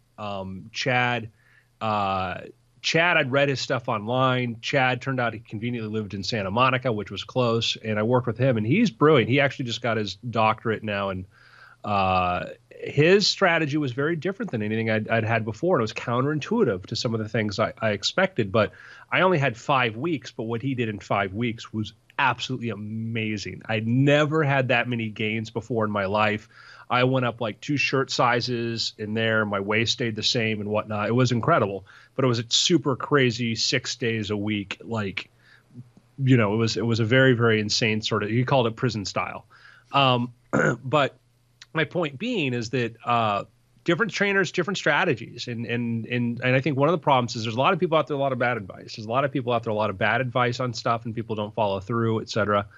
When I've met with him again, because I have another project I'm working for, and I have more time than I did before. But, my diet thing, I just said, just tell me what I need to eat, and that's what I'm going to do. I'm not going to try to be creative. I'm not going to invent around it. I'm not going to be like, yeah, does this fit? Whatever. And that's been great. That was actually easy for me to adapt to be honest with you, because I'm like, well, this problem solved. I know what to do now. But when I went away, it was easy when I'm at home and I have access to everything. But man, when I went on vacation, I'm like, I know I'm going to go off. My plan is I'm going to go off diet. I'm going to go off diet on vacation. I'm not going to sit and try to rationalize or whatever. But I found out that I might want to eat something a little crazy, but then I'm like, yeah, but I'd rather kind of go back to my diet when I can. I had like a cheat day yesterday, and I'm like, yeah, but I went to go find myself making myself something to eat, and I was making my meal plan. So, yeah, that's one of my favorite experiences is setting up a situation at home for the diet where the easiest, most convenient food that will satiate and give me that savory taste that I want happens to be a healthy thing that's on plan. And forgive me, this might make some people cringe, but like when I'm super hungry, I will just grab one of those Progresso Lights chicken soups, pop chicken suit. I put on a chicken suit, a chicken soup, pop the top, and just drink it room temperature, just straight from there. And then the hunger goes away, and I feel like I had savory, and I got out of that. I dodged a bullet, spending only 160 calories. Less. Are you talking about soda? A soup or a broth? No, actual soup. I'll drink the broth, and then just sort of you can toss or shovel some of the noodles and stuff. Yeah. Wow. It's delightful. It's the best. Well, before the podcast, I didn't have time I had to do some phone calls, so I didn't have time to make myself my breakfast with my proteins and my carbs and all that. So I got the Ninja blender. I threw a banana in there, threw some pineapple, threw some ice, blended it up, poured it in a glass, drank that. That was because now I make sure I always have lots of fruits and stuff like that. And that's the trick is, I don't tell myself, I tell myself, now it's like a cheat day. I'm like, yeah, Sunday I can have whatever I want. Meantime, it's like, just have the fruits, have that stuff there and ready. Just eat that first and then say, yeah, I can have whatever I want after it. But after I had that, I'm fine. I should have had some carbs and protein or something like that. And today's hard for me to make my workout work. But long story short is that you can make these changes. You can make these changes. Brian's seeing it. I'm seeing it. Bryce is super healthy and young. Who cares? One out of two is not bad. Yeah, I watched myself. I started like end of November, and I watched it's been super erratic. I haven't been able to do the 5 straight weeks like I did before. I see the difference in my skin. I see the difference all over. I feel way, way, way better. And now I'm excited because I'm like, I got back from vacation. I'm like, great, I can jump into this. I had a great 2 days of workouts. Then the flu hit me, and I'm like, yeah. Man, that is an earthquake. A sickness is an earthquake that can totally derail it, and travel is the most brutal for me. Yeah. I mean, it's like I had a show cancel, and I don't think I've ever been so happy. Like I was just like, because I was just dreading thinking about how it was just going to make that next week just ruined. Yeah, because I mean, when I've been on the road with you, it's not that it's like, oh, temptation. It's like, oh, I know what I'm getting at Wendy's. Or right, correct, or worse yet, you're transferring in one airport to another, and it's McDonald's. That's what you got, and yes, you could say, oh, just take healthy snacks. Yeah, screw you. That's not going to happen. With the stress of traveling and all this stuff, don't even sell that. Yeah, the goal is that you, and for me, and again, I'd say for everybody, for me, what's been best is I established my baseline. My baseline for the last 2 months has been, I eat very healthy. The unhealthy meal is the exception instead of vice versa. Today, I still, my Diet Coke consumption probably could be moderated, but today I was like, I used to, before the podcast, be in a hurry, I'd run across the street and grab donuts. Mm-hmm. What was my solution today? Oh no, I'll have a banana and a cup of pineapple. That's what I had. As soon as we're done here, I'm gonna go do my workout, and then I'm gonna go. I'll go back to. I like eating. I mean, like I get to eat. I'm not eating anything. I get to have a. I get to have a protein, like a chicken or turkey or egg white. I can have a carb, which could be rice or potatoes, and then I can have a fruit or veggie. And it's like, it's not that ridiculous. Well, I eat 4 times a day. And the underlying theme here is something that you can extrapolate outside of healthy living. It's setting yourself up for success. Yeah. You build a structure around you where the easy, water flows downhill, right? And so it's like you can set a trap / gift to future you, because it's like you know yourself, when you're going to be weak, when you're going to want to just, for me, it's right before bed. If I could, I would just eat a brick of cheese and go straight to bed. I just want that fatty, savory feeling. Sure. And so, as a result, it's like, well, there'll be no cheese in this house. It simply won't be available. And what I will have is cans of tuna that will be close enough to get me through. It's like, throw some soy sauce in there. And again, you're not going to say no because you're not an unending pit of willpower. But instead, just figure out a way to get through those situations with the least amount of damage down the road. What's curious though is that like when I'm doing it in the sloppy way, I'm the worst. I'll like, Mike and Ike's, well, it's 400 calories and I'll do this, blah, blah, blah. Once I'm on my diet plan, like there are sitting on the counter right now, chocolate covered Oreos, right? I had a couple yesterday. It was cheat day. I had a couple. I won't touch those again until Sunday. I won't go near them. And there's all sorts of candy and stuff in here. I have not, other than when I'm like, I'm holiday vacationing, or if I'm sick, I let myself eat whatever I want when I'm sick, just because you're just like, I'm sorry, I feel something coming on. Let me go get an Oreo. No, but like I found though that the fact that it's like cheat day, go crazy, you're not telling yourself you can't have it. You're just delaying it until that point. It's been super easy for me not to. Like, I open up the cupboard, I'll see candy or whatever. No. The best is when you do it long enough that your palate resets and you get genuinely excited about healthy options. Like today, as soon as I was done, my reward is after working out is because they say you want to have protein shortly after workout so you can rebuild those muscles. So I go to Chick-fil-A and get the char-grilled nuggets, and it's like, I'm sure if I had it side by side, the fried ones would taste better, but since I'm not doing that, since that's the choice I do, I don't notice, and it just seems so savory and delicious. And yeah, you can totally realign what your tastes are and whatever. And how many times a day do you eat? I skip breakfast usually, and so then I'll work out and then have a decent lunch, and then I'll have a dinner, and then usually there's like my third meal is kind of that late night snack jousting that I do. Mm-hmm. That's where I take snacks and I put them on gerbils, and then they attack each other with them. And It's hilarious. It's like I'm 4 times a day. That's what I'm on the plan right now. Yeah. But are they smaller portions? Yeah. Yeah. I mean, it's no shakes for protein. Using straight meat for protein. That's been the shift. My trainer had put on before. Says it because like real food protein seems to have a better absorption rate, whatever. But so on the flip side, you were mentioning that there's different takes all around, and obviously, different things work for different people. I don't know if I got to mention, but I got to meet Ray Cronice, the guy who helped Penn lose 100 pounds. Oh, wow. Okay. Cray Ray, as he's called on Penn Sunday School podcast. And to my delight, I didn't know who he was because I was meeting him and I only knew his name. But he was like, "Oh, hey, you're Brian Brushwood. We met once at Twit at the cottage years and years ago, and we talked about Twitter or whatever." Then it came up that he's Ray Cronice, and I was like, "Whoa, you're Cray Ray. This is great." And so he has a very, very different take.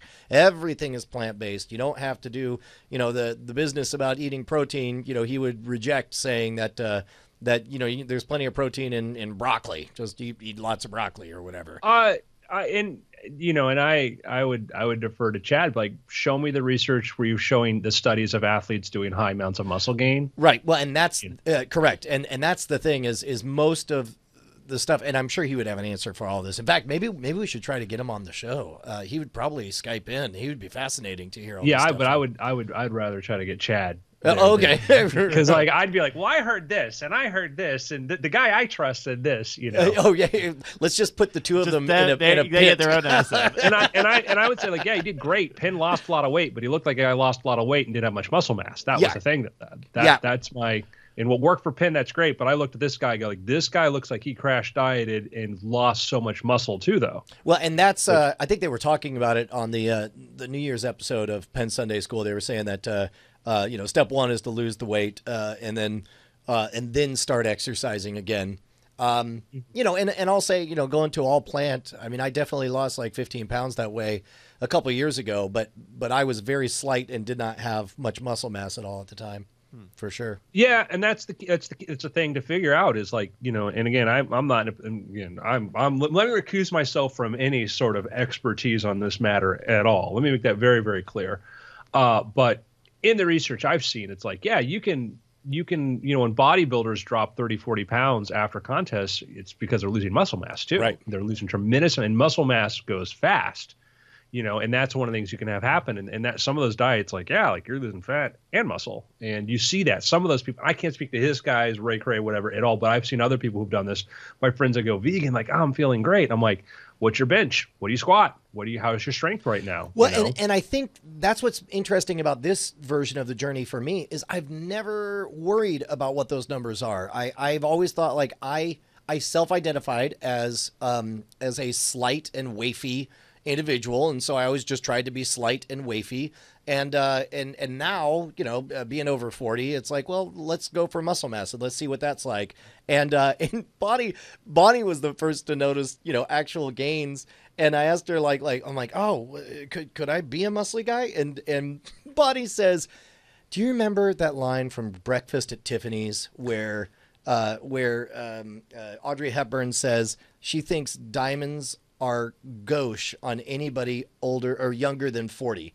Like they're elegant on somebody older than 40, but they're just gauche on anybody younger than 40. She goes, I think I feel that way about muscles, where it's like like being swole is gauche for anybody in their 20s. But that's a very like Bonnie. That's a Bonnie idea. thing, right? Yeah. Well, so and I other than when I did my one experiment before, I said when I mass ate, and I said, wow, I put on a lot of mass here, but like how much muscle, whatever. And I still had that sort of question. And then when I did my workout with Chad, and I watched in 5 weeks, and I had people like, are you just, doing the juice? I'm like, no, and you're like, holy crap. I didn't know what I was capable of, but then you meet my brother, 6'2", my height, played, was a defensive lineman in Auburn, SWAT team. You see this guy, you're like, all right, there's genetics there that maybe I have too. And then I got the DNA thing. I find out like I have the right DNA for muscle gain. I thought for most of my young life that I was a hard gainer. Mm-hmm. But the problem was I wasn't eating. That was my problem. Is I didn't eat. And you can work out all you want, but if you're not eating, you're not gaining. And you can think I'm a hard gainer. Like, no, you're just not eating. So like in your case, like, yeah, you don't know, Brian. We don't know what genes are at play here. We have no idea what we could be tapping into right now. Exactly. Well, I'll tell you what. I'm really enjoying the gamified aspect of like this is the first time I've ever cared about like what my max is on muscly type things and the goal is always to get to 10, and if I can make it to 12 or 15, the answer is like, well, you know what that means? It's time to up the weight. And over the last 2 months, I mean, it's some of the numbers have doubled as far as things that I could not do, and now she just keeps adding weight, and I keep it's really a fascinating challenge now that I'm really engaged with. So it's a great point to be doing at this point. in terms of like tracking, because you mentioned you're tracking your calorie intake, are you also keeping track of your weight performance? Yeah, but that's the nice thing about having a trainer. And now I'm running, like I bought a whole bunch of sessions, like 3 a week, and I'm running at the end of that. And so now I've got to really decide, like, well, it's expensive to have a trainer, but, also it's kind of fun to keep climbing up this ladder. So I may do a reduced schedule or something, but it's like like she's got all those numbers. In fact, when we finish the end of this first 3-month run, she's going to have me redo all the initial assessment exercises. And man, like that early focus on form made such an amazing difference. Like it changed everything about not only how much I could do, but the way you're planted, the stability. You can feel when the right muscles are being worked and so on. It's amazing. Wow. Yeah. We'll talk offline about where you want to go with that too, because I got some people you might want to talk to. It's a research project, new serum, looking for volunteers. A guy named Howard Stark. Anyhow, so one of the things that I need to have a goal, and that's the hard part because I have a friend who's going through, I had to meet with the trainer and all this sort of stuff. And I said, well, for me to have it be open-ended is hard. It's really, really hard. Like I can part of the reason I'm able to do my diet and be able to do this without a problem is like, I know I've got a timeline that I need to be able to do this by this period. I need to have this happen. And one of those dangerous things I ever learned was I saw how quickly I could get in shape in 5 weeks by going like super, super crazy. And that gave me bad habits because I'm like, well, I saw how quickly I got in shape. And so that meant that I got out of shape faster. That is the exact same thing that happened to me in the fall of 2015 was when I had done 6 weeks of the plant-based diet and I dropped 15 pounds. And I was like, oh, yeah, so at any time you could just press a 6-week get thin button. And so, I got super doughy over the next 20 months or so. And and the problem that happens then is that like I did back in April or May, my birthday was coming up in May. I'm like, let me drop some weight. So I dropped like 10 or 12 pounds, just doing my own thing. And I mean, I joke, like I go to McDonald's and lose weight, so I know what to eat and what not to eat. And I got down to I was at like 192, 184, and I got down to 182, 181. And I was kind of close enough where I'm like, do I want to push it to 170 or whatever? I'm like, I'm okay. I did enough. And I'm like, let me just go. Let's see how much I can eat. And then I went back and I ate like crazy. And I put that back up on a vengeance. And then also like reprogram my body to like what I did before wouldn't work the same way. That's the danger, So now, well, good. Well, we'll talk about getting we'll talk about getting swole offline. So, what about you? What we got on this whole jag because of resolutions. Have you thought through kind of your goals and what you're targeting? I thought about this. It's not so much like I know what I'm targeting, and I might be able to, a few weeks, I might be able to talk more about some of that. I'm very happy with where writing is going right now. Very, very happy with the writing's going in that I know what my work is that I need to do. The Naturalist has been a wonderful, wonderful success for me so far. I've got a lot of excitement about another book project I'm working on. I think I'm going to be able to announce that I'm doing 2 more books for the Naturalist series. So we have the next one comes out in March. There are 2 more books that are coming out. So Naturalist books will be coming out into, all the way into 2019. Nice. They're doing a promo right now, The Naturalist, by the way. You can get it for $1.99. It's back in the top 100 on Amazon. So, right on. Wow. Top 10 sci-fi. So I'm happy with that. So I picked up a new project. There's been software stuff, which I'm always working on for fun, but I picked up a new big, ambitious, if they go for this will be really, really cool project. So hopefully I'll be able to talk about that in a couple weeks. But also I thought about this, there's the things you choose to do, but just as important is the way you choose to do it. And I thought, what am I going to do differently this year? What am I going to do differently this year? And I thought that maybe I need to make a resolution about that, about not just, oh, I'm going to go shoot for this, work towards that, but do I need to try to become more of a morning person? Is that what I need to be able to do to get more done in the morning? Should that be my resolution? Am I going to say that, how am I going to go different? I'm going to be much more proactive about certain things, handling more deals on my own. That's a thought, is like the way you do stuff. What are you going to change the way you do things now? I think it's a good habit to just shake stuff up from time to time. And this is going to sound like a very trivial example, but it actually had reasonably profound ripples. I might have told the story before, but I was reading a book 15 years ago called The 22 Immutable Laws of Marketing, and by Al and Laura Reese. And at one point, and you can nitpick with the details of this statement, but I think the spirit of it stands, they casually just say, yes, even though every blind test proves that Pepsi is superior to Coke, Coke wins because it has better marketing. And at this time, this is back when I cared about, I'm a Coke guy. Pepsi sucks. Everyone knows Pepsi sucks. And just reading that caused me to wonder, like, well, why do I quote unquote know that Coke is better than Pepsi? And then as an experiment, I was like, am I capable of just flipping a switch? Is this habit, or am I faking myself out? So I just decided it's all the same brown colored poison. I'm just going to decide now, even though I hate Pepsi, I'm just going to decide to flip to Pepsi. It took like 20 minutes. 20 minutes, but it genuinely became my preferred favorite because I had contextualized it in such a way that every time I drank Pepsi, it was an affirmation of the fact that I am not subject to the whims of marketing devices. I am an independent person who decided to do something different or whatever. And that has stuck with me, that tiny experiment. And that flexibility has been wonderful because now I'm not that guy that, goes all Andy Rooney the moment somebody says, Pepsi okay? And you decide that's the hill you're going to die on. But more importantly, in a million other little things, I just think, I can adapt to whatever this is. I can decide to like this thing a lot, this healthy habit, this good idea or whatever. Or at the very least, if you switched and you hated it, then you would know that you had a concrete reason to dislike it. Yeah. The act of doing the experiment validated itself. Yes. Yeah, I think that's a very healthy sort of attitude of that. They are completely wrong though in the tests where you do the full. We talked about that. The full can test, Coke wins. They're completely wrong on that. Correct. But the first sip, correct. Yeah. But I do get, yes, I know your point, but I'm just like, I get hung up. They're like, oh, it's all just marketing. No, marketing takes you so far.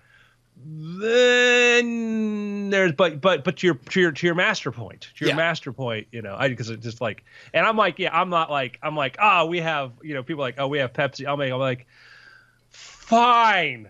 But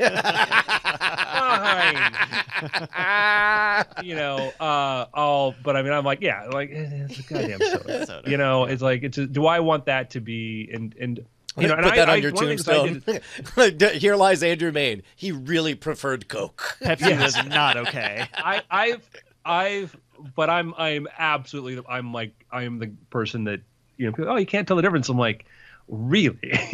I'm like, I will, like, it's like all wine tastes the same. It's like, to some people. But anyhow, my point is most people don't care. I'm like, most people don't care. But it's one of those things. If you have that percentage choice for a lot of things, there is a difference. And then that the difference is profound to you, but not to other people. And ultimately, who effing cares? It's sugar water. To your point, I remember when I went to Shanghai, I said, what, my problem is I don't want to become a cartoon version of myself as I get older, where I have I'm even more picky, or I'm even more this. I want to become less. There are many things I eat now that I didn't eat before because I said, I used to not even like to eat chicken, and then now I'm like eating chicken all the time and, preparing it for myself, whatever. I'm still kind of funky about some of the ways it's prepared, but I'm like, I don't want to become this absurd version. I have a friend who is a great friend. They are so GD picky to go eat with, it drives me nuts. It drives me nuts. And I'm like, man, I know I've been like that to other people. I know that I'm like that, but I'm like, really hang out with this guy and you realize I'm not that bad. But the point is like, I don't want to be like that. And I'm trying to be less and less and less. And I'm also like, I'm at the point now, like I had some, got served, went to like Sizzler or whatever, and the steak was just not good. And the person I was with, their steak wasn't very good. I'm like, mine was better. I'm like, here, eat mine. Like, what are you going to like? Eat yours. Like, but it's not good. I'm like, I don't care. Yeah. Like, I don't care. Right. Like, we can send it back. Like, I'm going to eat this, in 2 minutes. It'll be done. That problem will be solved. And I'm going to move on to whatever else, And it's that you can get hung up on these little things. And then and sometimes we want to get hung up on the little things because we don't have to worry about the more important things. Yes. And now, everything you're saying is true. However, I swear I will cut someone if they put mayonnaise on my number 6 at Wendy's. I swear. I swear to God. I mean, it's certainly okay to be grossed out by certain things. Like I don't like mushrooms, but I think at the end of the day, I'm trying to be less about. Well, and it's like it's kind of the difference between like, okay, your steak was not great, but it's still a steak. You can eat a steak. Where if there are certain things that are like actually like create a physical response. Like I don't like mushrooms very much, or finely shredded lettuce, and when I have that, I can feel it, and it makes me gag just because I don't particularly like that. Yeah, but I've been around. Last few years of my life, I've been around some people who are so GD picky that you can spend 3 hours trying to get a meal, and you don't get stuff done. That I'm just like, I'm not going to be that person anymore. And sometimes some people it's control. They feel complete lack of control. And I understand what you're saying, Bryce. Like, I hate mushrooms too. But there's some people like that's the one thing they can have. Like, no, I can't eat here, can't eat here, can't eat here. And the one it's like, I do not want to hang out with this person. And there are actually people I don't hang out with as much anymore because it's like it becomes about them in the meal show, the what I can and cannot eat thing. And you're like, but anyhow, that's been a big thing for the last several years is to hear. And my family's surprised because they know I was so picky. And now we'll eat like, is this okay? I'm like, yeah, I'll be fine. We're going to go to this restaurant. I'm like, listen, if I can find anything that's not fish, I'll be fine. If it is fish, I'll figure out a way to eat it. And I'm just going to shut up, because the book I've been reading right now, which was very, very relevant. I think I mentioned it before, but I finally sat down to start reading it. The Arnold Schwarzenegger biography, Total Recall. Have you listened to this? No. It's a autobiography. Starts with him as a child, goes through very, very detailed. It's like 23 hours. He reads the first section from up until like when he's like a kid, and then Stephen Lang reads the rest of it. And you realize that this guy certainly he's a complicated guy. We'll put it that way. But it gets into things like he was a millionaire before he even did Conan. He about his parlaying his money into his brick lane business, using the money from the brick lane business to get into real estate, getting into that, and how much. And then for some brilliant takeaways in there. One of the things he talked about was like, the accent. And he started working with a voice coach about trying to lose the accent. And the voice coach like, you don't need to lose the accent. We just need to make you more understandable. And part of the observation was that the more talk shows he went on, Merv Griffith, all these other shows, and people heard Arnold, you got used to the way Arnold spoke.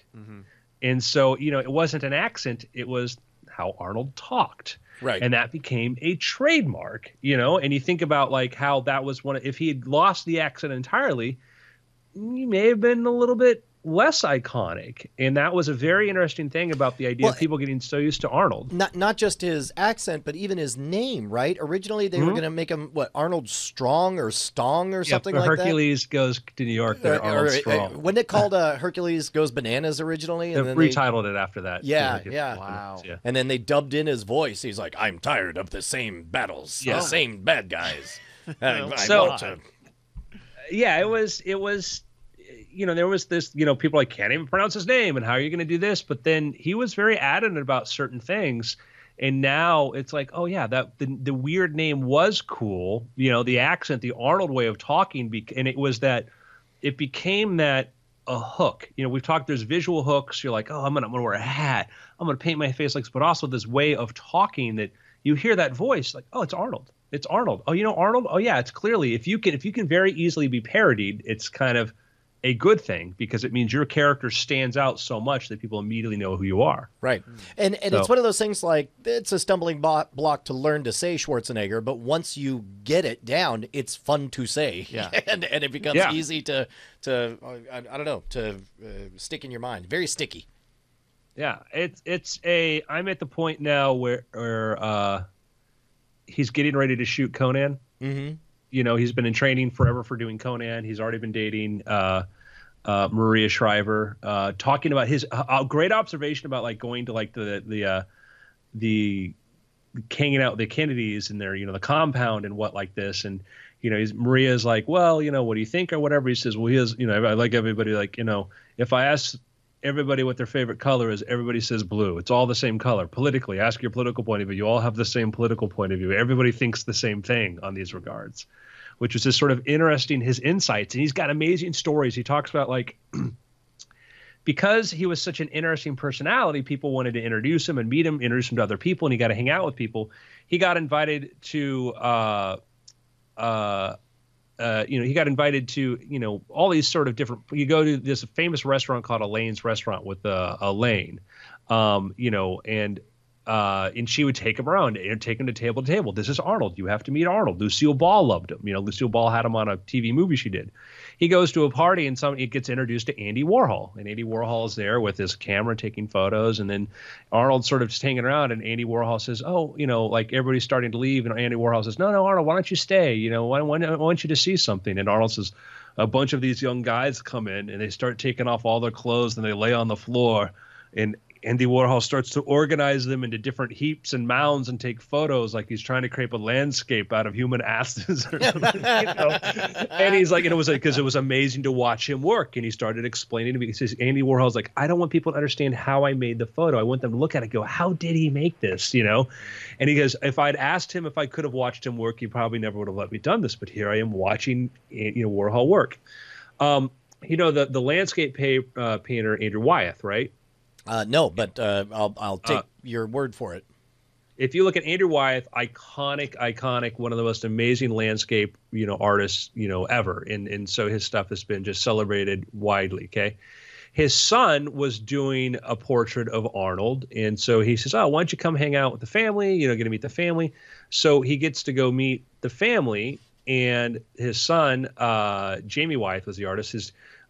He goes visit, you know, Jamie Wyeth, and then Andy Wyeth's like, oh, why don't you come with, he did the famous, you know, he did portraits of Warhol, Jamie Wyeth, the portraits of Warhol and JFK, et cetera.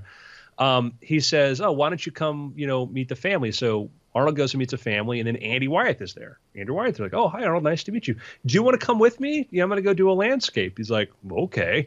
Gets in this car, this fancy, weird sort of car, starts driving over hill, through farm, through across fields, off-roading, whatever, and they come to this hilltop, and there's a woman there naked under a blanket, and Wyeth starts to paint her. And Arnold didn't know what was going on, but Arnold sort of was describing, you know, the painting technique, all this. It turned out years later became a big reveal. This was Wyeth's secret muse. This woman was this farmer's wife or whatever they used to paint.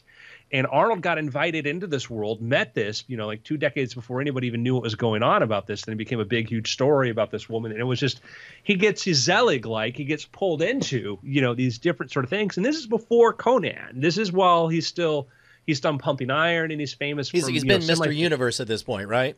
Yeah, Mr. Olympia. He's won Mr. Universe and Mr. Olympia multiple times. And so people knew who he was. He was on TV and talk show host, but he's just interesting, and he's learning. He's learning from all these different people, and it's just very, very interesting. So right on. Highly recommend it. Hey, you wanna slide into picks? I wanna thank you for a pick you turned me on to.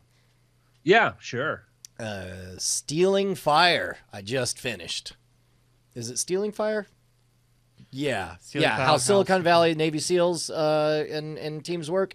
Was this from you, or did I get it from somewhere else? Nope, oh, fantastic, man! I wonder who I heard it from. They got me to read this. Stephen Kotler and Jamie Wheal, Wheal. The book's called Stealing Fire, and it talks about how SEAL Team 6 operates, and they hit this ability to flip a switch and go completely into group flow, where essentially there is no leader. They move. They have these heuristics that they use, like the person who's in charge is the person who knows what needs to be done next. And then your job is to do the job that's not being done by the other side. Because, you can't talk to each other. You can't set all this stuff up when you're sweeping a house and you only have, a precious 15 seconds to swoop in and capture the bad guy alive for this particular mission. Yeah. And so they talk about how they condition people, how they drill that in, and then they go into talking about various altered states of consciousness, and they eventually settle on non-normal states of consciousness as a catch-all, because altered states of consciousness can be anything from when you go skydiving, you're very, time slows down, you're thinking about a million things when you're wingsuiting, when you're at a concert listening to EDM, those rhythms are that speed for a reason, because it creates this group's ecstasis, and then there's also Silicon Valley CEOs that are microdosing with hallucinogens and so on, and it makes a fairly compelling case of, in general, any form of altered consciousness has there are some creative benefits, there are some flow benefits, but for me, reading this book and realizing that, when I'm deciding to not be healthy, it's easy to say, yeah, I'm bored. Let me open a beer. No, I'm less bored, and everything's the same, but I'm less bored. But reading the way this book equates everything from extreme sports to hallucinogens, and just say all anybody is doing is chasing flow. They're trying to get out of their head for just some brief moment. And once I started thinking about it that way, it instilled this trigger in me when I have that, oh, I'm bored, now's the time that I grab a beer. It's like, no, I'm bored. I want to get into a flow state. And so it's like, we need to organize that pantry because we got that mouse problem. And then, 3 hours vanished, and I had a very delightful Zen experience of completely removing everything out of the pantry and completely organizing it very precisely. And I realized that I was making very healthy decisions by trying to chase the same, echoes of a similar altered state of consciousness or non-normal state of consciousness. I really enjoyed it. The whole book, man, if there's one thesis, it's like, that book wants you to get messed up. Like, all it does is has case study after case study of amazing things that have happened after people have altered their consciousness. And so I'm not going to take it as gospel or anything, but I thought I had some really interesting takes on there. Cool. I got to pick. Yeah. It is something that I've seen a billion times, but I showed it to the family over the holiday break. Keyboard Cat. No. No, it was Arrested Development. Oh, yeah. It had been a while since I had watched it all again, and it was a comedy, so I felt fine putting it on with the family around. And it was something that we ended up all binging together over the holiday break. And it's every time you go and watch it, you realize how intricate and how dense it is, and how many just little jokes that they're totally okay with you missing are in there. All the self-referential stuff. It's really fantastic, and they're supposed to have a new season come out this year, which is really exciting because I don't know. I'm one of the people who really dug the new season 4 that Netflix produced. Yeah, I thought it was good. I thought structurally they shot for the sun, and then they were like, well, let's do something a little more down to earth, because the original idea was that you could experience the whole thing like a nonlinear playlist, and they didn't quite get there. You probably could have, but you would never do that, right? And I think its biggest weakness on that season is just literally not setting up what the big reveal of that season is. Of no, we're actually saying this is the thing that they're gonna have to deal with next season, and we've just given everyone really good motive and opportunity to do X. And that said, I'm still excited for it, and it wasn't until I was looking it up again that I realized that was Netflix's first comedy program. Oh, wow. That was one of their early acquisitions and one of their first early original productions, but after House of Cards and Lilyhammer, you had Arrested Development. Wow. It's I mean, I guess unless there was actual stand-up comedy beforehand, but a lot of that stuff was licensed anyway. I don't know. It's fun and it's really dense, and it's the sort of thing that you can just keep watching over and over again because it's full of jokes, and it doesn't care if you don't get them. So that's Arrested Development. I'm gonna double back down on what my pick was. The official title is Total Recall: My Unbelievably True Life Story about Arnold Schwarzenegger. And the reason I bring this up is because I think some of the most successful people in life have traits that I do not have. And it's very clear watching his entrepreneurship, the same that like Elon Musk had, the same sort of like step one is create a business, do something to make money, to succeed, and Elon Musk did that when he was in college. Like he and his friends would like throw throw parties in their house and make money doing that. And then looking for opportunities. And at some point you're like, both of them, there's a period of time, a critical point where they were doing manual labor. Elon Musk was shoveling coal, when he wanted to come to the United States, did that. Arnold is laying bricks, and it's this sort of like, it's because it pays, gets things done, and you can sit around and be a passive person and wait for a better opportunity to be like, well, until that happens, let me go do this. So very, very much enjoyed it. So all right, so I just bought it on Audible. Cool. So there you go, gentlemen. Resolved. I feel healthier listening to this episode. Yeah, dude. Yeah. 2018. We're all gonna be buff. I'm stoked. Like right now, I got to go for do 20 minutes of cardio and then eat and then work out. I'm looking forward to it. I'm like I enjoy my diet plan. Sometimes I like some variety, but it's fun. Yeah. Right on. Cool. Great. You all have a great day. Is that how we wrap up the show? And after.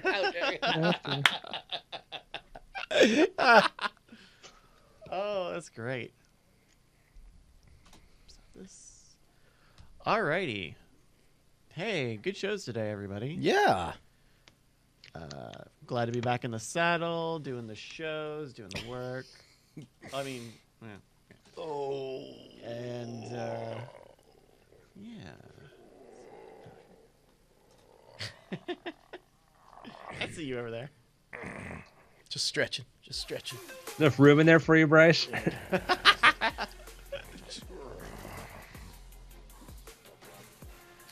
Alrighty.